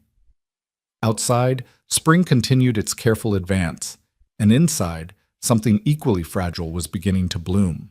The days following Rowan's confession moved like honey in winter, slow, thick with possibility, sweet and terrifying in equal measure. Hazel found herself hyper-aware of every moment they shared. The morning he brought her fresh eggs still warm from the henhouse, his fingers brushing hers as he handed over the basket. The evening he stayed an extra hour after dishes just to talk about nothing important. The weather, the new calves, a book he'd been reading. The way he'd started saying her name, Hazel instead of Miss Boone, like he was tasting something precious. She didn't know how to navigate this new territory. Romance had never been part of her story. She'd resigned herself to a life of usefulness rather than love. of being valued for what she could do rather than who she was. But Rowan looked at her like she was both, like her cooking and her courage were inseparable from her worth as a woman. It terrified her. One evening in late April, as they worked side by side in the kitchen, Rowan said casually, "There's a dance in Clearmont next Saturday. The spring social. Whole territory shows up." Hazel's hand stilled in the dishwater. "I know. I used to hear about it when my father was alive." "Ever been?" "No." The word came out harder than she intended. "Women like me don't get asked to dances." Rowan was quiet for a moment. Then he set down the plate he'd been drying and turned to face her fully. "I'm asking." Her heart lurched. "Rowan, I want to take you, want to dance with you, want every person in that territory to see me with the woman who makes my life worth living." His voice was steady, certain. "But only if you want to go. Only if you're ready for people to see us together." Hazel turned away, gripping the edge of the sink. "You don't understand what you're asking. Those people, they've known me my whole life as the fat girl by the river. They'll laugh. They'll whisper. They'll say terrible things about both of us. Let them. It's easy for you to say, you're—" She gestured helplessly. "You're successful, respected. You can survive their gossip. But me? I've spent my whole life trying to avoid their cruelty, and now you want me to walk right into it?" Rowan moved closer, and she felt the warmth of him at her back. "Hazel, look at me." She turned slowly. His pale eyes were intense, serious. "I know what I'm asking," he said quietly. "I know it's not fair. I know you've survived by being invisible, and I'm asking you to be seen. But that's what you deserve, to be seen, to be chosen publicly, not just in private moments between us." He paused. "And I think there's a part of you that wants it too, that wants to walk into that dance hall and prove to everyone who ever hurt you that you're worth more than they said." He was right, and that made it worse. There was a part of her, small, buried, but stubbornly alive, that wanted exactly that. Wanted to show Mrs. Granger from the general store and the girls who'd giggled behind their hands and every person who'd ever made her feel less than human that she'd found someone who saw her worth. "What if I can't dance?" she asked, hating how small her voice sounded. "Then we'll stand in the corner and eat terrible punch and make fun of everyone else's dancing." He smiled slightly. "Or I'll teach you. Right now, if you want." Before she could respond, he took her hand, her rough, scarred, flour-dusted hand, and placed his other hand at her waist. The kitchen was empty except for them, lit only by lamplight, smelling of soap and the lingering traces of dinner. It was about as far from a ballroom as possible. "There's no music," Hazel protested weakly. "Doesn't matter." He started moving, slow and simple, just a basic box step. "Dancing is just moving with intention, and you're good at intention." She stumbled at first, hyper-aware of her body, of how much of her there was, of how his hand at her waist must be able to feel every soft, generous curve. But Rowan didn't falter, didn't pull away, just kept moving with a patience that made her throat tight. "I'm too heavy for this," she said. "I'll step on your feet." "You're not too anything." His voice was firm. "And I've been stepped on by horses. I think I can handle it." Despite herself, she laughed, and as she did, something loosened in her chest. Her feet found the rhythm. Her body remembered that it could move with something other than shame. By the time they'd circled the kitchen twice, she was almost enjoying it. This strange private dance in a place that smelled more of onions than roses. When they finally stopped, Rowan kept his hand at her waist. "So, will you come with me?" Hazel looked up at him, at this man who'd given her work, purpose, safety, and now wanted to give her something even more dangerous, visibility. "Yes," she heard herself say. "I'll go." His smile was like sunrise. "Good, because I was going to keep asking until you said yes." The week leading up to the dance, Hazel was a wreck of nerves and second-guessing. She had nothing appropriate to wear. Her 3 dresses were all practical work things, stained and mended and thoroughly unsuited for a social event. She mentioned this to no one, resigned to wearing her least damaged dress and enduring the inevitable comparisons to the other women. Then Quinn appeared at her kitchen door with a package wrapped in brown paper. "This came for you, Miss Boone, from town." Hazel took it, confused. "I didn't order anything." "Someone did." Quinn grinned and disappeared before she could question him further. Inside the package was a dress. Not fancy, not elaborate, but new and whole and beautiful in its simplicity. Dark green fabric, good wool, not cheap cotton, a modest neckline, long sleeves. A cut that would accommodate her body without trying to apologize for it. And pinned to the collar, a note in Rowan's precise handwriting. The color of creek water after rain. Thought you should have something that sees you the way I do. Hazel sat down hard on a kitchen stool, the dress pooling in her lap, and cried. Not sad tears, but the kind that come when someone sees a need you didn't voice and meets it anyway. When someone gives you not just what you asked for, but what you needed without knowing to ask. Saturday arrived with unseasonable warmth, the kind of spring day that felt like a promise being kept. Hazel spent the morning cooking. The men still needed to be fed, dance or no dance. But Dutch waved her off after lunch. We can handle dinner tonight. You go make yourself pretty. Not that you need to, he added quickly. You're already, well, you know what I mean. She did, and for once she let herself believe it might be true. In her small cabin, Hazel bathed in water she'd heated on the stove, using soap that smelled of lavender. Another gift, this one from Samuel, who'd said gruffly that his late wife used to make it, and he still had some left. She washed her hair and let it dry in the sun streaming through her window. Then she put on the green dress, and it fit like it had been made for her body specifically, not trying to minimize or hide, just acknowledging her shape and working with it rather than against it. She'd never owned anything so beautiful. There was a mirror in her cabin, small and speckled with age. Hazel looked at herself and for the first time in her life didn't immediately catalog everything wrong. She just looked, saw a woman in a green dress with clean hair and capable hands and eyes that held more hope than fear. You can do this, she told her reflection. You've survived worse than a dance. The knock came at sunset. Rowan stood on her small porch, dressed in clothes she'd never seen him wear. A proper suit, dark and well cut, that made him look less like a rancher and more like someone who'd walked out of a photograph. His hair was combed back, his jaw was freshly shaved, but his eyes were the same, that pale, intense blue that saw through everything false. He looked at her for a long moment without speaking. Then he said, voice rough, "You're beautiful. The dress is beautiful. You chose well. Hazel." He waited until she met his eyes. "I chose the dress because I thought the color would suit you, but what's beautiful is you wearing it, you understanding that you deserve beautiful things." She didn't trust herself to speak, so she just nodded. He offered his arm, and she took it, feeling the solid strength of him beneath the fabric of his suit. The ride to Clearmont took 30 minutes. Rowan had hitched up a buggy rather than making them ride horseback, and they traveled through landscape that was finally shaking off winter's grip. Green pushed through brown. Wildflowers dotted the hills. Birds sang their territorial claims. The world was remembering how to live, and Hazel felt like she was remembering too. "You're quiet," Rowan observed. "Nervous." "Me too." She glanced at him, surprised. "You? Why would you be nervous?" "Because I'm about to take the most important person in my life into a room full of people who might hurt her," he said bluntly. "And if anyone says something cruel, I'm going to have to choose between defending your honor and not getting arrested for assault." Despite everything, Hazel laughed. "Please don't get arrested. I need you to run the ranch."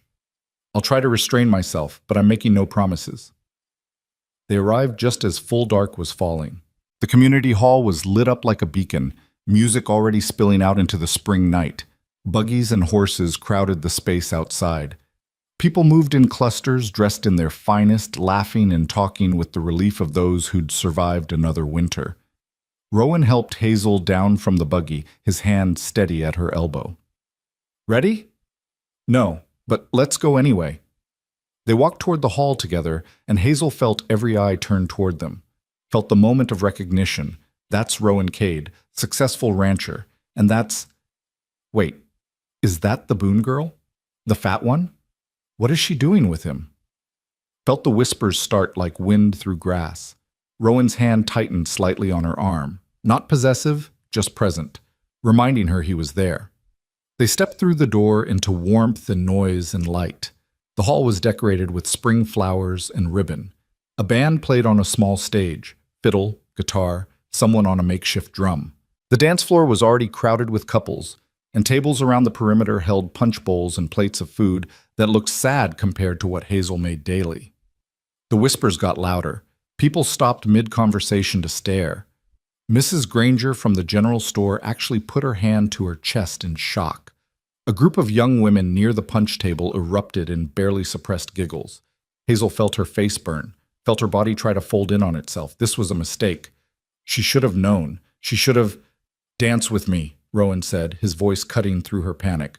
"Right now, before you talk yourself into leaving." "Rowan, everyone's staring. Let them stare.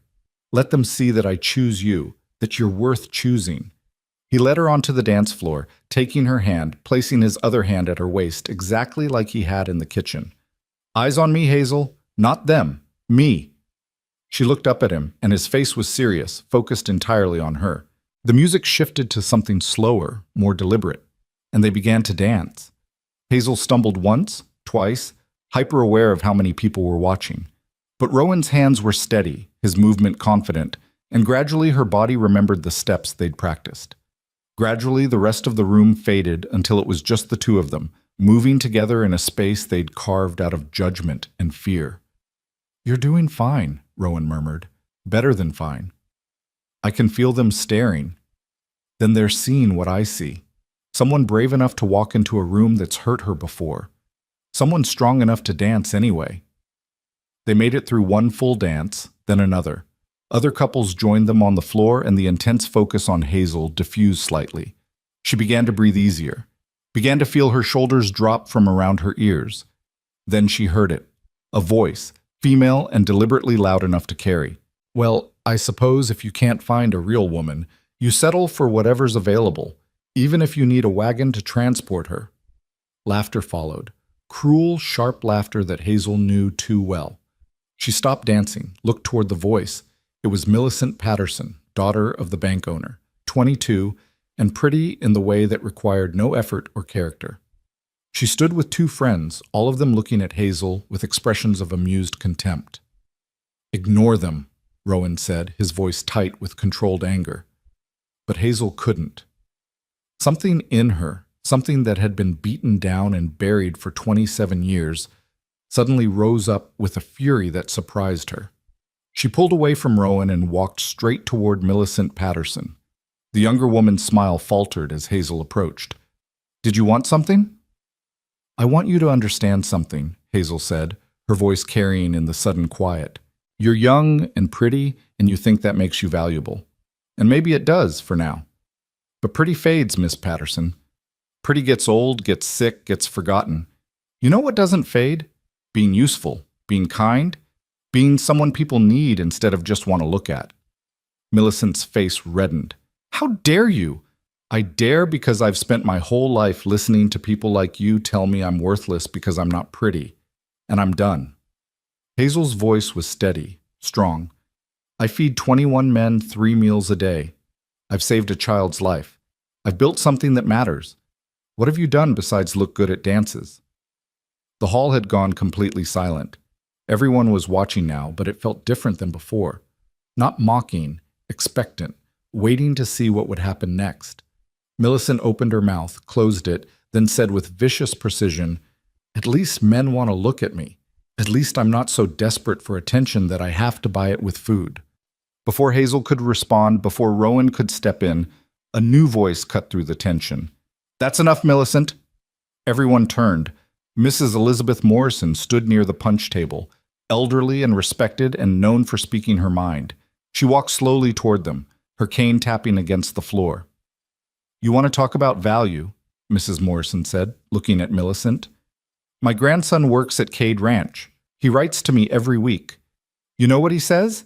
He says Miss Boone taught them that being fed well means being cared for, that she makes food that reminds them they're human, not just labor, that she saved a Lakota child during the blizzard when most folks would have stayed inside."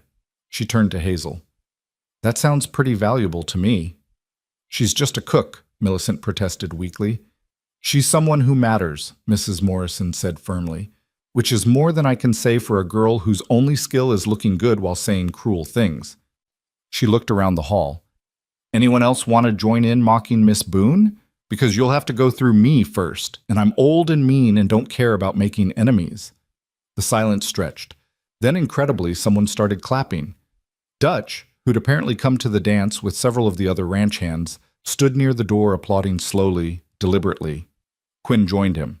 Then Samuel, then Porter and Thompson, and half a dozen others.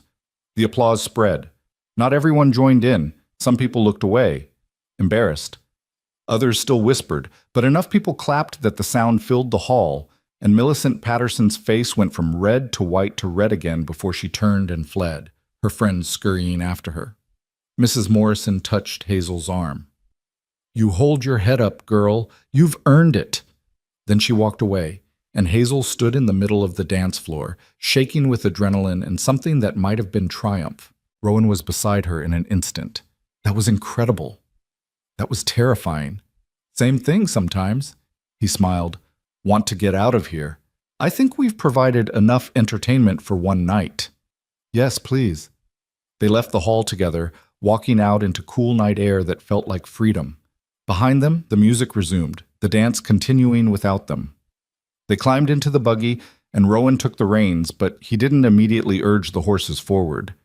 "Hazel," he said quietly, "what you did in there, standing up for yourself, that took more courage than anything I've ever seen. I was just tired of being quiet, tired of accepting cruelty like it was my due. You should never accept it. You should never have had to." He turned to face her, his expression serious in the moonlight. "I meant what I said before, about falling for you. But I need you to know I'm all the way fallen now. I love you, Hazel Boone. I love your strength and your stubbornness and the way you make bacon fat taste like salvation. I love that you ran into a blizzard for a stranger's child. I love that you just faced down your demons in a dance hall full of people." He paused. "I love you, and I'm not good at saying things pretty, but I need you to know it's true." Hazel couldn't breathe, couldn't think past the roaring in her ears. "You love me." "I do." "Why?" The question came out broken. I'm not what men want. I'm not beautiful or delicate or—" "You're what I want," he interrupted. "Exactly as you are. And Hazel, I think you love me too. I think you're just terrified to admit it because you've never let yourself believe you could be loved." He was right. She knew he was right. The feeling had been growing for weeks. The way her heart lifted when she heard his voice, the way she counted the hours until he'd appear in the kitchen for dishes, the way she'd started imagining a future that included more than just survival. "I do," she whispered. "Love you. I'm terrified and I don't know how to do this, but I love you." Rowan smiled, a real smile, full and bright and beautiful. Then he leaned across the space between them and kissed her. It was gentle, questioning, giving her every opportunity to pull away. But Hazel didn't pull away. She leaned into it, into him, into the impossible reality that someone wanted her, loved her, chose her. When they finally broke apart, Rowan rested his forehead against hers. "Come home with me. Not to your cabin. To the main house. To my bed, if you want it. Or just to talk more. Or to sit in the same room and exist together. I don't care. I just want you close." What will the men think? That their boss finally got smart enough to recognize a good thing. He pulled back to look at her. "And Hazel, I don't care what anyone thinks anymore. Not the town, not gossips, not anyone. I care what you think, what you want, what makes you happy." What made her happy? When was the last time anyone had asked her that? When was the last time she'd even asked herself? "I want to be with you," she said. "I want to stop being afraid of wanting things. Then we'll figure it out together. Build something real, something that matters." They drove home under stars that seemed brighter than usual, through darkness that felt less like danger and more like possibility. And when they arrived at the ranch, Rowan helped her down from the buggy and took her hand, and they walked together toward the main house, toward a future neither of them could have imagined 6 months ago. The weeks that followed were a strange, sweet adjustment. Hazel still worked in the kitchen, still woke before dawn to feed 21 men who needed her cooking. But now Rowan would appear earlier, help her start the fires, steal kisses while coffee percolated. The men noticed, of course. But their reaction was surprising. Not judgment or mockery, but genuine happiness. Dutch pulled Rowan aside one morning and said loudly enough for everyone to hear, "About damn time you got smart, boss." But happiness, Hazel had learned, was never uncomplicated. And trouble arrived on a Thursday in late May, riding in on disaster's coattails. It started with Thompson collapsing in the yard, fever burning through him like wildfire. Then Quinn went down, then Samuel, then 3 more men in rapid succession. Within 2 days, half the ranch hands were bedridden with something that turned their skin gray and their breathing ragged. "It's the same sickness that hit the Patterson ranch," the doctor from town said, his face grim. He was old, tired, and clearly overwhelmed. "Some kind of fever, spreads fast, hits hard. You need to isolate the sick ones, keep them hydrated, try to get the fever down. Beyond that," he shrugged helplessly, "I've got 4 other ranches with the same problem. Can't stay. Do what you can." Then he left, and Hazel stared at 10 men who were depending on her for more than just food. Rowan found her standing in the doorway of the bunkhouse where they'd moved the sick men. "What do you need?" His question was simple, direct. "Herbs. Willow bark for the fever, if you can find it. Honey, more blankets. Time I don't have." She looked at him. "I can't feed everyone and nurse 10 men back to health. It's not possible." "Then I'll feed them. You focus on keeping these men alive." "You can't cook." "I can open cans and boil water. It won't be good, but it'll keep them from starving." He touched her face gently. "Save them, Hazel. I'll handle everything else." She wanted to argue, wanted to insist she could do both, but she knew her limits. "All right, but if anyone complains about the food, they can cook it themselves," he finished. "Now go. Show them what you're made of." Hazel worked for 4 days straight with almost no sleep. She boiled herbs into tea that smelled terrible but brought fevers down. She made broth and coaxed it into men too weak to feed themselves. She changed sweat-soaked sheets and bathed burning foreheads and talked constantly, to keep the sick men tethered to consciousness, to keep herself from collapsing, to remind them all that survival was possible if they just held on. On the 3rd night, Dutch's fever broke. On the 4th morning, Quinn opened his eyes and asked for real food. By the end of the week, all 10 men were weak but recovering, and not a single one had died. Hazel walked out of the bunkhouse on the 8th day to find the sun rising over the ranch, golden and promising. Her dress was soaked with sweat. Her hands shook with exhaustion. Her eyes burned from lack of sleep. But they were alive. All of them. She'd kept them alive. Rowan was waiting in the yard. He looked almost as exhausted as she felt. He'd been running the ranch with half a crew while learning to cook meals that wouldn't poison anyone. When he saw her, relief flooded his face.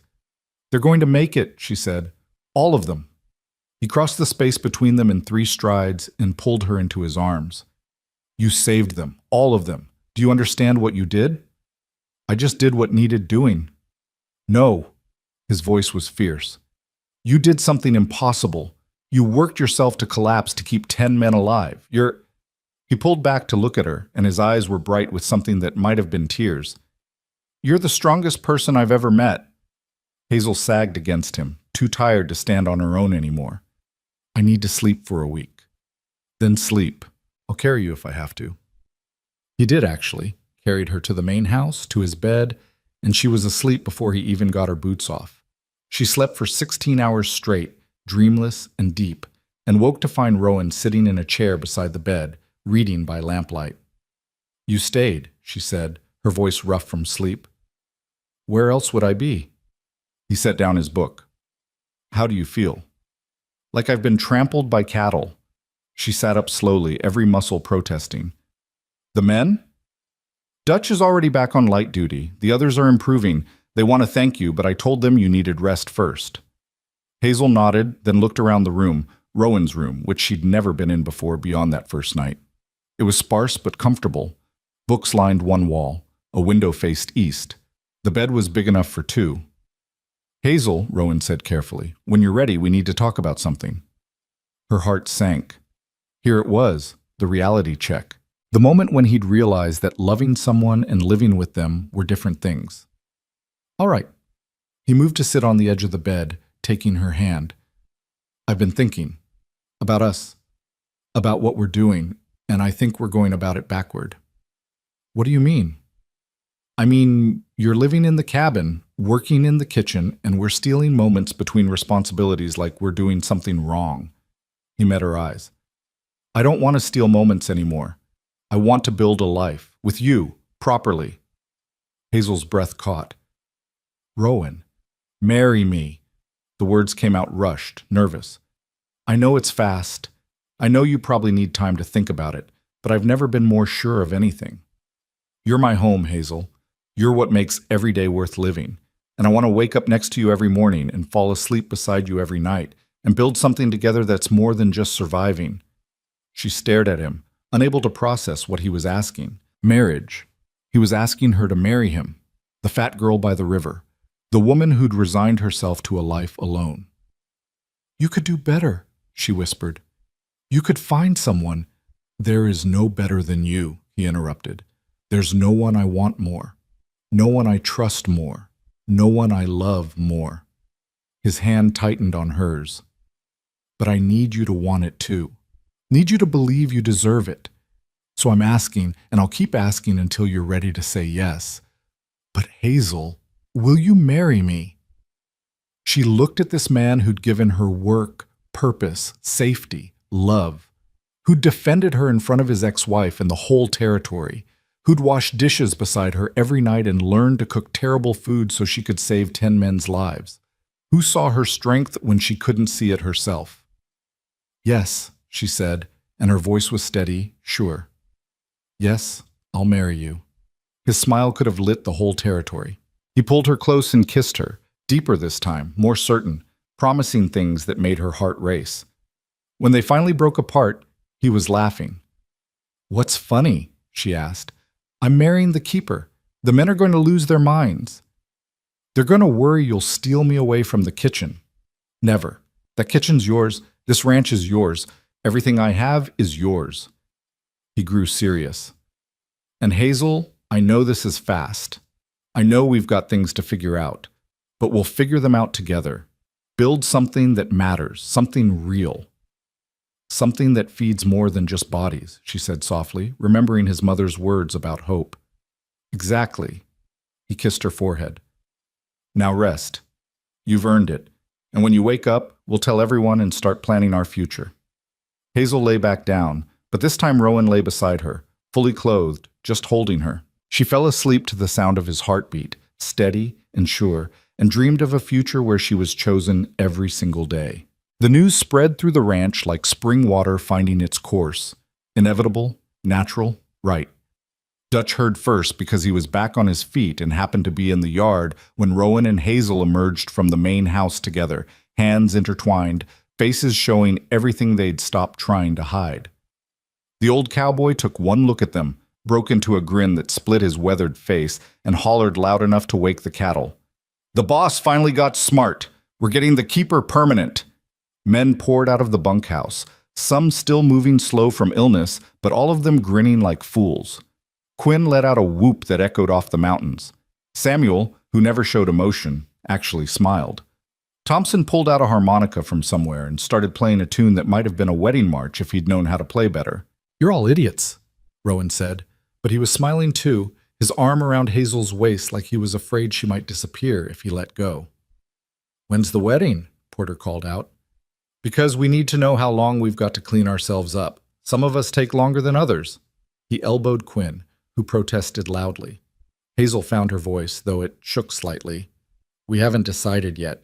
Soon, probably. Nothing fancy. The hell it won't be fancy, Dutch declared.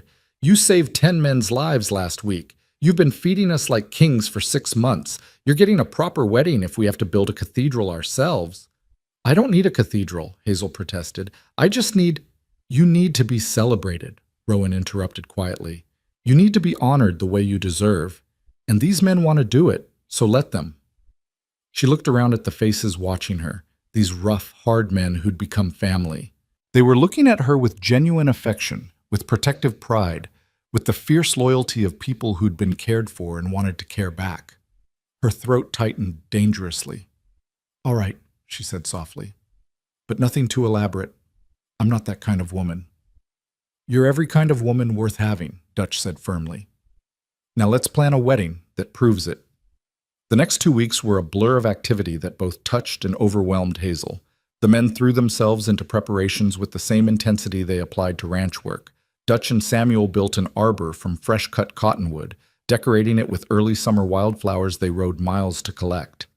Quinn somehow procured white ribbon from 3 different towns, claiming he wanted options. Porter practiced a speech he was apparently planning to give, though no one had asked him to. Thompson cleaned his harmonica and learned 5 new songs. The women of the territory, hearing about the wedding, had mixed reactions. Some were scandalized, Rowan Cade marrying his cook, and such an unfortunate-looking one at that. But others, the ones who'd worked hard themselves, who understood that value came from more than appearance, they sent gifts. Mrs. Morrison arrived with her grandmother's wedding veil, yellowed with age but beautiful. A rancher's wife from 20 miles away brought a cake pan and a recipe she swore would make the best wedding cake in Wyoming. Even some of the younger women, perhaps shamed by Hazel's courage at the dance, sent small tokens, handkerchiefs, ribbons, a jar of lavender water for the wedding day. Hazel worked through it all in a daze of disbelief and wonder. She still cooked, the men still needed feeding, but now Rowan insisted on helping more, claiming he needed practice for when they were properly married and sharing all tasks. His cooking had improved from barely edible to survivable, which he considered a victory. One evening, a week before the wedding, Hazel was alone in the kitchen making bread when Mrs. Morrison arrived unannounced. The elderly woman walked in without knocking, as was her way, and settled herself at the work table with a sigh of relief. "My joints aren't what they used to be," she announced. "Getting old is a terrible business. Don't recommend it." Hazel smiled despite her nerves. "Can I get you something? Coffee? Tea?" "Whiskey, but my doctor says no, so tea will do." Mrs. Morrison watched Hazel work for a moment. "You're making bread for tomorrow's breakfast already." "I like to stay ahead. Keeps me from panicking." "Smart girl." Mrs. Morrison accepted the tea Hazel poured. "Though I suspect you're panicking anyway, just quietly." Hazel's hands stilled in the dough. "Is it that obvious?" "To someone who's been watching, yes." The old woman sipped her tea. "You want to know why I'm really here?" "I assume to check on wedding preparations." "That's the excuse. The real reason is to tell you something I wish someone had told me before I got married 60 years ago." Mrs. Morrison set down her cup. "Being chosen doesn't mean you're fixed. Getting married doesn't erase all the years of hurt that came before.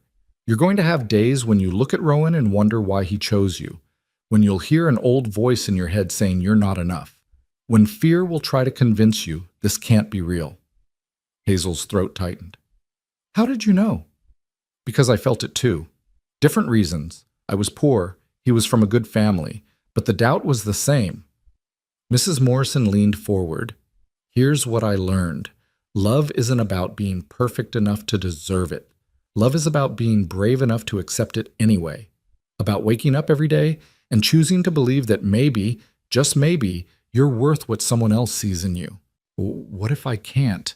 What if I wake up one day and can't believe it anymore?" Then you tell Rowan.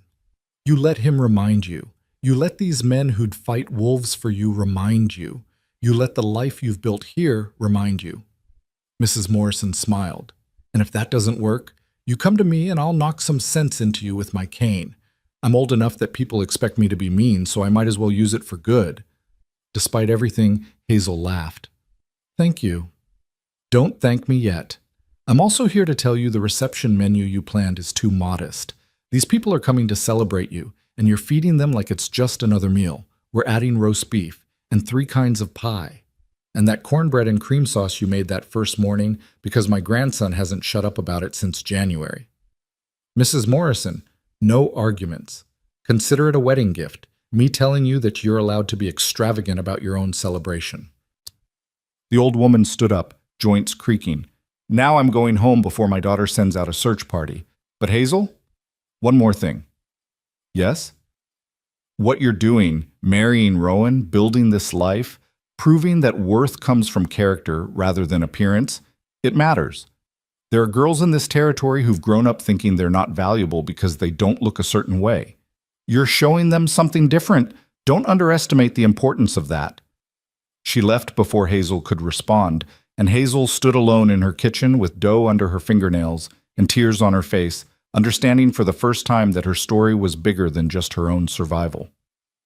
The wedding day arrived with perfect weather, warm but not hot, with a breeze that carried the scent of wildflowers and fresh earth. Hazel woke before dawn out of habit, then remembered she wasn't supposed to cook today. The men had insisted on handling all the food, which terrified her on multiple levels, but Rowan had been firm. "One day," he'd said. "One single day where someone else takes care of you." She bathed in water that Quinn had heated and delivered to her cabin, using the lavender water the young women had sent until the small space smelled like a garden. She put on the wedding dress that Mrs. Morrison and 3 other women had helped her make. Simple white cotton, because silk was too expensive and too impractical, but fitted carefully to her body with tiny buttons down the back and lace at the collar that had been someone's grandmother's once upon a time.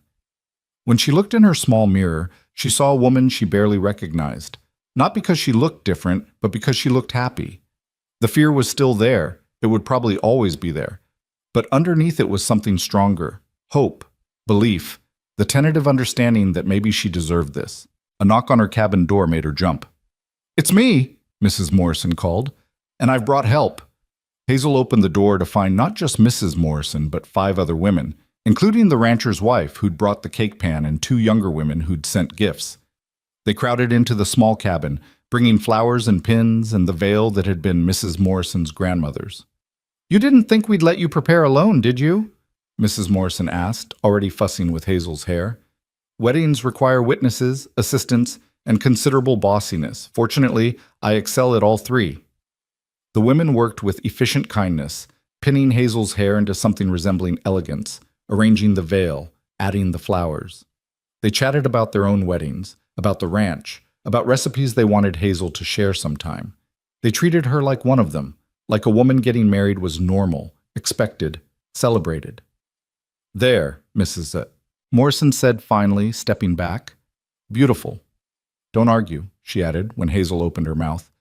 "You're beautiful because you're loved, and you're brave. And today, everyone gets to see it."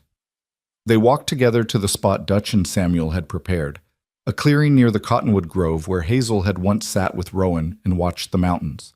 The arbor stood decorated with so many wildflowers it looked like something from a fairy tale. Chairs had been arranged in rows. Not many, because this was a small gathering, but enough. The men from the ranch sat in the front, cleaned up and dressed in their best, looking uncomfortable but determined to do this right. And at the front, standing beside the arbor, was Rowan. He wore a new suit, dark and formal, and his hair was combed back and his jaw freshly shaved. But what stopped Hazel's breath was his expression. He was looking at her like she was the only person in the world, like she was everything he'd ever wanted, like he couldn't quite believe his luck. Dutch stood up when he saw her, and the other men followed suit. Hazel walked down the makeshift aisle on Mrs. Morrison's arm since her father was gone and the old woman had insisted on giving her away. With each step, she felt the weight of old shame trying to pull her back, trying to convince her this couldn't be real. But then she looked at Rowan, and his face told her everything she needed to know. This was real. He was choosing her, and she was choosing him back. The ceremony was performed by a circuit preacher who'd arrived that morning and would leave that afternoon. He kept it simple, the traditional words about love and commitment and forsaking all others. When he asked if anyone objected, Quinn Stage whispered, "Anyone objects, they answer to us." And the whole gathering laughed, breaking the formality into something warmer. Then it was time for vows. The preacher nodded at Rowan. Rowan took Hazel's hands, and his voice was steady, carrying to everyone present. "Hazel Boone, 6 months ago you knocked on my door looking for work, and I hired you because I needed someone who could cook. I got so much more than that. I got someone who taught 20 rough men that kindness isn't weakness, someone who ran into a blizzard to save a child, someone who worked 4 days straight to keep my men alive, someone who showed me that real love isn't about perfection, it's about showing up every day and doing the work." He paused, his eyes bright.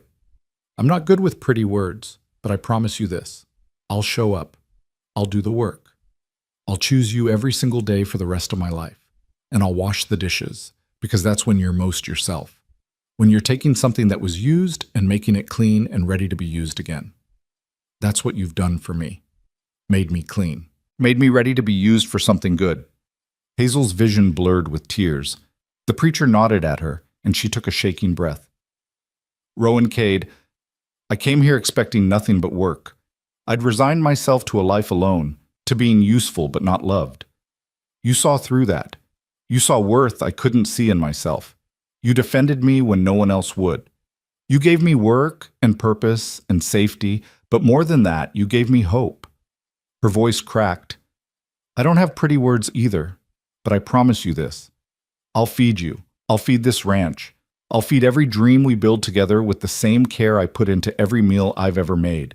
Because feeding someone is how I show love, and I love you more than I knew it was possible to love anyone. The preacher smiled. By the power vested in me by the territory of Wyoming and the grace of God, I pronounce you husband and wife. Rowan, kiss your bride before she changes her mind. Rowan laughed and pulled Hazel close, kissing her thoroughly while the gathering erupted in cheers and applause, and Thompson's harmonica playing something that might have been celebratory if he'd hit the right notes. When they finally broke apart, Hazel was laughing and crying simultaneously, and Rowan was looking at her like she'd hung the moon. Mrs. Cade, he said, testing the name. That's going to take some getting used to. We've got time. We've got the rest of our lives. The reception that followed was chaotic and perfect. The men had actually managed to prepare food that was edible, roast beef that was only slightly burnt, potatoes that were mostly cooked, biscuits that were hard enough to use as weapons but made up for it in quantity. Mrs. Morrison's friends had contributed pies that were genuine perfection, and Hazel's cornbread and cream sauce, which Dutch had somehow managed to make following her exact instructions, was devoured within minutes. People ate and drank weak punch and danced to Thompson's harmonica and a fiddle someone had brought. Dutch gave a speech that made everyone laugh and then cry when he talked about how Hazel had saved his life during the fever. Quinn presented them with a carved wooden sign that read, Cade Ranch, home of the best damn food in Wyoming. Samuel, true to his quiet nature, simply handed Hazel a small box containing seeds for her kitchen garden, practical and thoughtful. As evening fell and people began to leave, making their way home before full dark, Hazel found herself standing with Rowan at the edge of the celebration, watching their guests depart. Happy? He asked quietly. Terrified. Happy. Both. She leaned against him. Is it always going to feel this big? This overwhelming? Probably not. Eventually it'll just feel normal. We'll wake up married and it'll be ordinary. He smiled.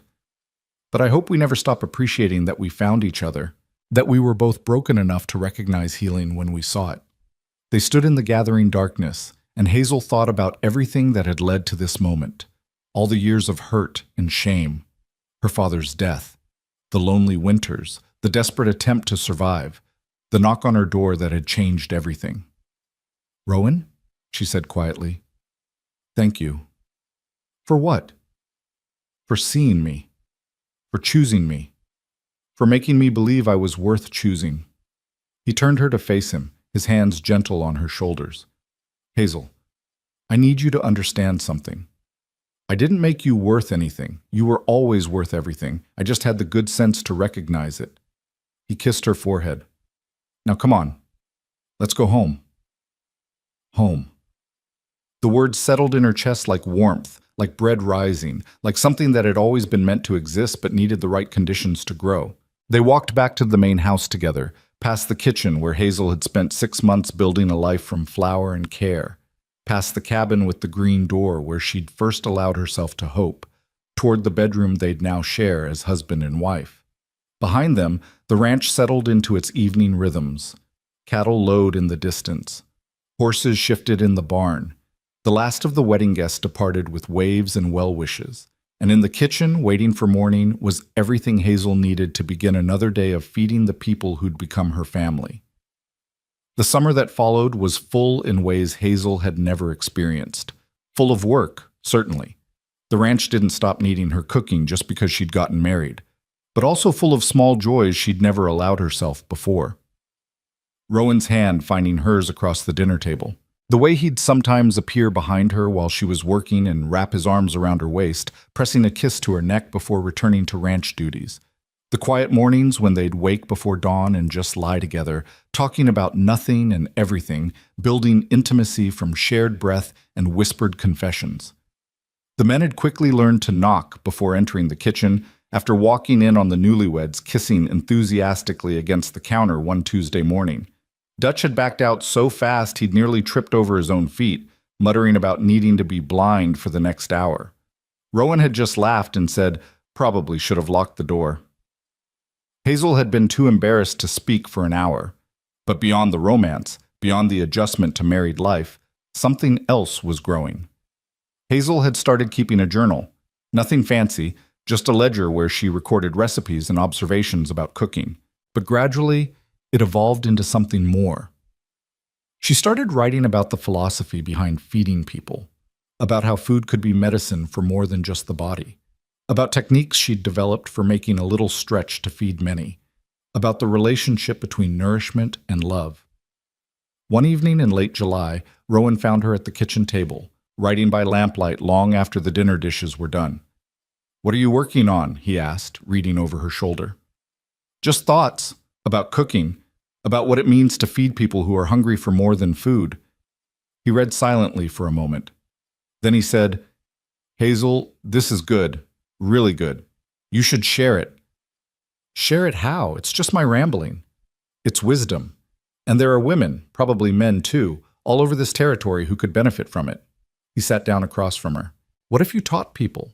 Started teaching other women how to cook the way you do? Not just following recipes, but understanding the why behind it." Hazel stared at him. "I'm not a teacher. I'm just a cook." "You're the keeper. You're the woman who taught 20 rough cowboys that being fed well means being valued. If you can teach them, you can teach anyone." The idea took root slowly, like seeds planted in late summer. Hazel started small. When Mrs. Morrison mentioned that her granddaughter was struggling to feed her new husband on limited resources, Hazel invited her to the kitchen for an afternoon. She taught the young woman how to make soup that could stretch for days, how to bake bread that would stay fresh, how to season with confidence rather than fear. Word spread. Other women started asking. By September, Hazel was teaching a small group every Saturday afternoon, ranch wives and young brides, and even a few men who'd been widowed and needed to learn self-sufficiency. She taught them techniques, yes, but more than that, she taught them that feeding people was an act of power, of love, of quiet revolution. "You're making something that matters," Rowan told her one night as they lay in bed, her back against his chest, his arm around her waist. "You're changing how people think about food, about care, about what it means to show up for the people you love. I'm just sharing what I know. That's what teaching is, and you're good at it because you understand what it's like to go without. Not just food, but care, attention, love." He pressed a kiss to her shoulder. "You're giving people tools to survive, but more than that, you're giving them permission to believe survival can include joy." In October, as the world prepared for winter again, Hazel received a letter that changed everything. It was from a publisher in Chicago who'd somehow heard about her work, probably through Mrs. Morrison, who'd apparently been corresponding with her daughter in the city about the remarkable cook at Cade Ranch. The letter proposed something audacious. A cookbook, yes, but more than that. A book about the philosophy of feeding people, about survival and love and the quiet power of showing up every day to do the work. They wanted her wisdom, her recipes, her story. Hazel brought the letter to Rowan with shaking hands. "This can't be real. Publishers don't write to ranch cooks in Wyoming." He read it carefully, then looked at her with an expression of fierce pride. "They do when the cook is extraordinary, when she's got something worth saying." He handed back the letter. "What do you want to do?" "I don't know. Writing a book feels big, overwhelming. Everything worth doing is overwhelming at first, but you've done overwhelming things before. You survived alone for 2 years. You saved 10 men from fever. You married a stubborn rancher and made him believe in love again." He smiled. "Writing a book is just another impossible thing you're going to make possible." "You really think I can do this?" "Hazel." He waited until she met his eyes. "You can do anything. You've already proven that. The only question is whether you believe it yet. She did, or at least she was starting to. That night, she wrote back to the publisher and said yes. The winter that followed was different from the one before. Hazel still cooked, still fed the ranch, still taught her Saturday classes. But now, in the evenings after dishes were done, she wrote. She wrote about her father teaching her that dignity came from how you treated what little you had. She wrote about the first breakfast she'd made at Cade Ranch and the terrifying joy of watching men eat like they'd forgotten food could taste like care. She wrote about running into a blizzard for a child who wasn't hers. She wrote about standing in a dance hall and refusing to accept cruelty as her due. She wrote about falling in love with a man who saw her worth before she could see it herself. Rowan would sit with her while she worked, sometimes reading, sometimes just watching the fire, sometimes falling asleep in his chair, only to wake when she finally closed her journal and suggested they go to bed.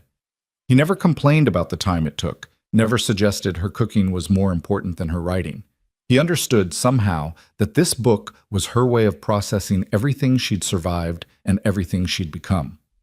Spring arrived again, as it always did, with the persistence of hope. The manuscript was finished, sent off to Chicago in a package that felt impossibly light for something that held her entire story. The publisher wrote back enthusiastic responses, talking about editing and printing and distribution. It felt unreal, like something happening to someone else. But then, on a Tuesday morning in April, exactly 1 year after Caroline had arrived and been sent away, a package arrived at the ranch. Inside were 5 copies of a book with Hazel's name on the cover. The Keeper's Kitchen, on Feeding, Love, and the Courage to Show Up, by Hazel Boone Cade. She stood in the yard holding one copy, staring at her name printed in real ink, and couldn't quite believe it was real. Rowan came out of the barn, saw what she was holding, and let out a whoop that brought every man running. "The book came!" Quinn shouted.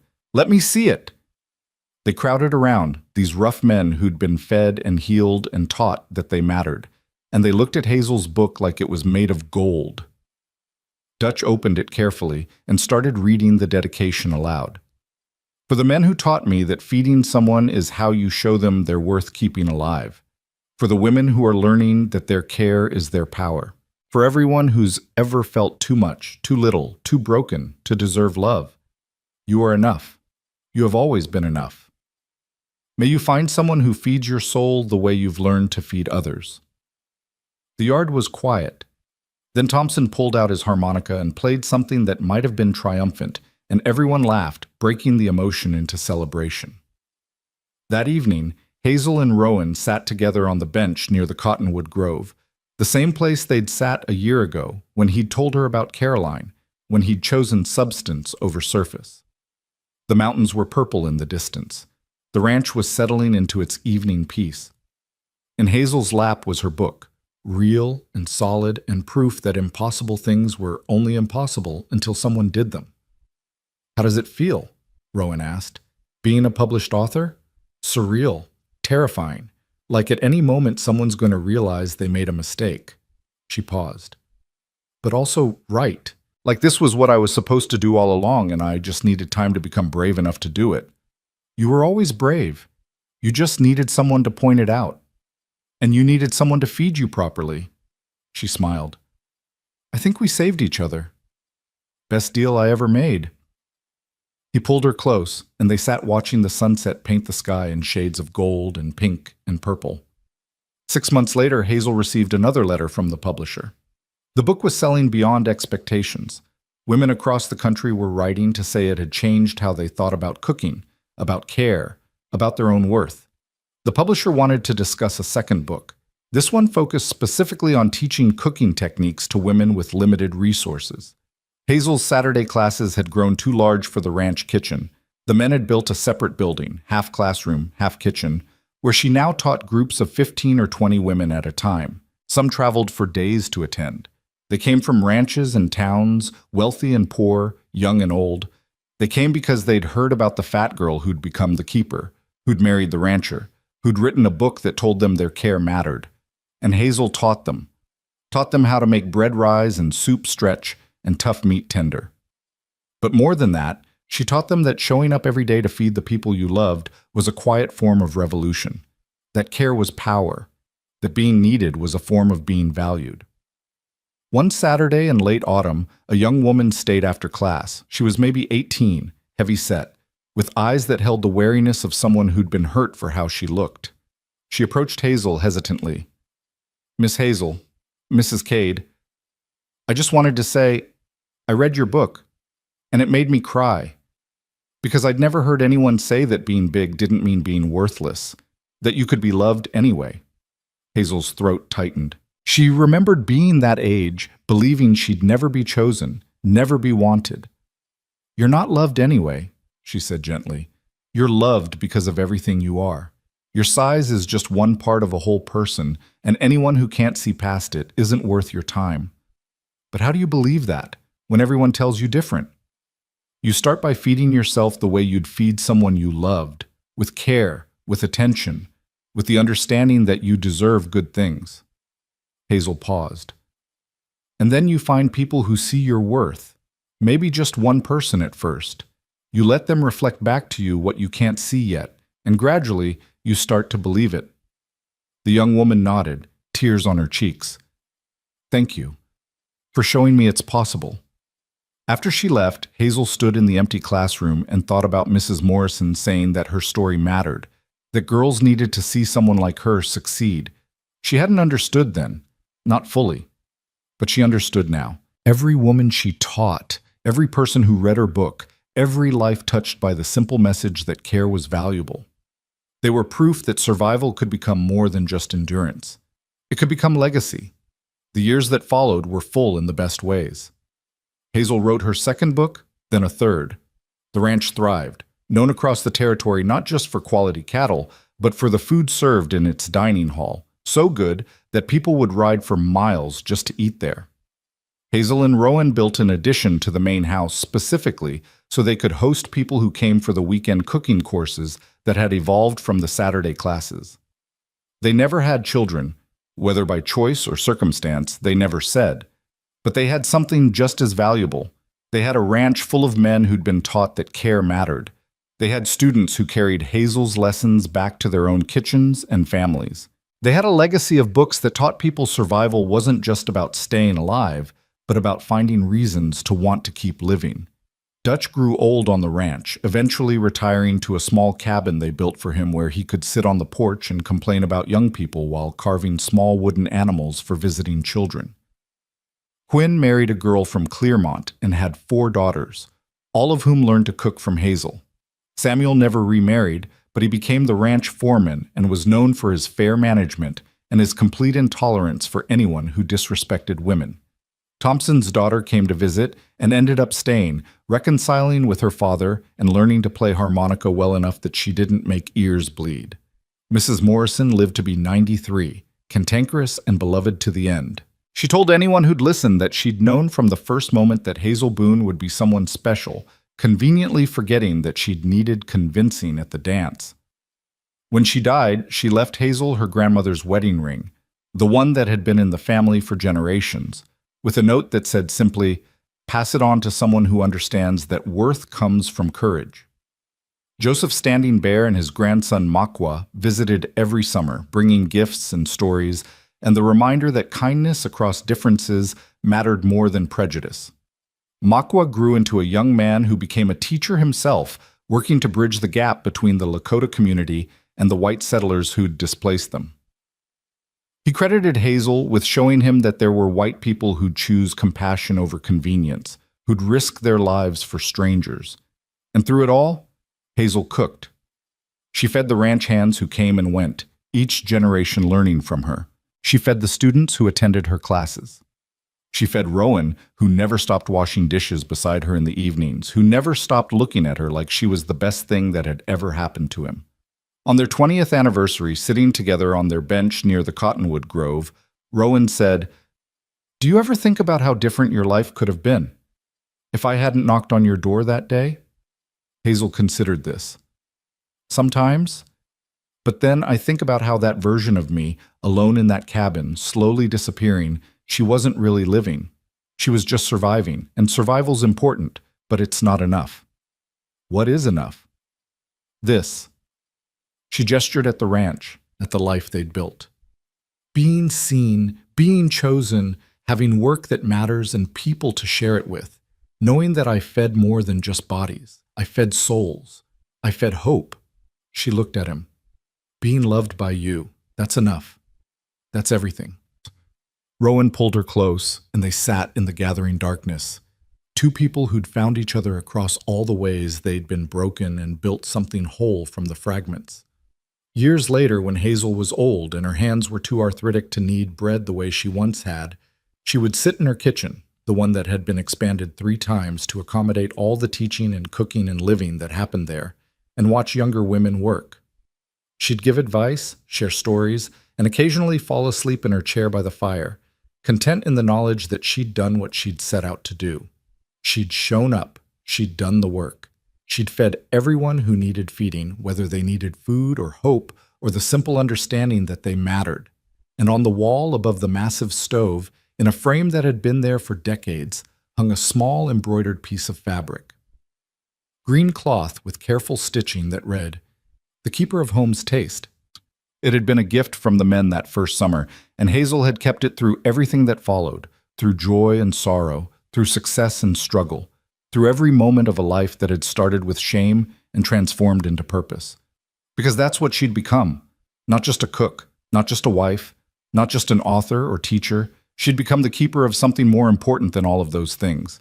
She'd kept alive the knowledge that every person who sat at a table deserved to be fed with care, that every meal was an opportunity to show someone they mattered, that love could be baked into bread and stirred into soup and served with the simple statement, "I see you, I choose you.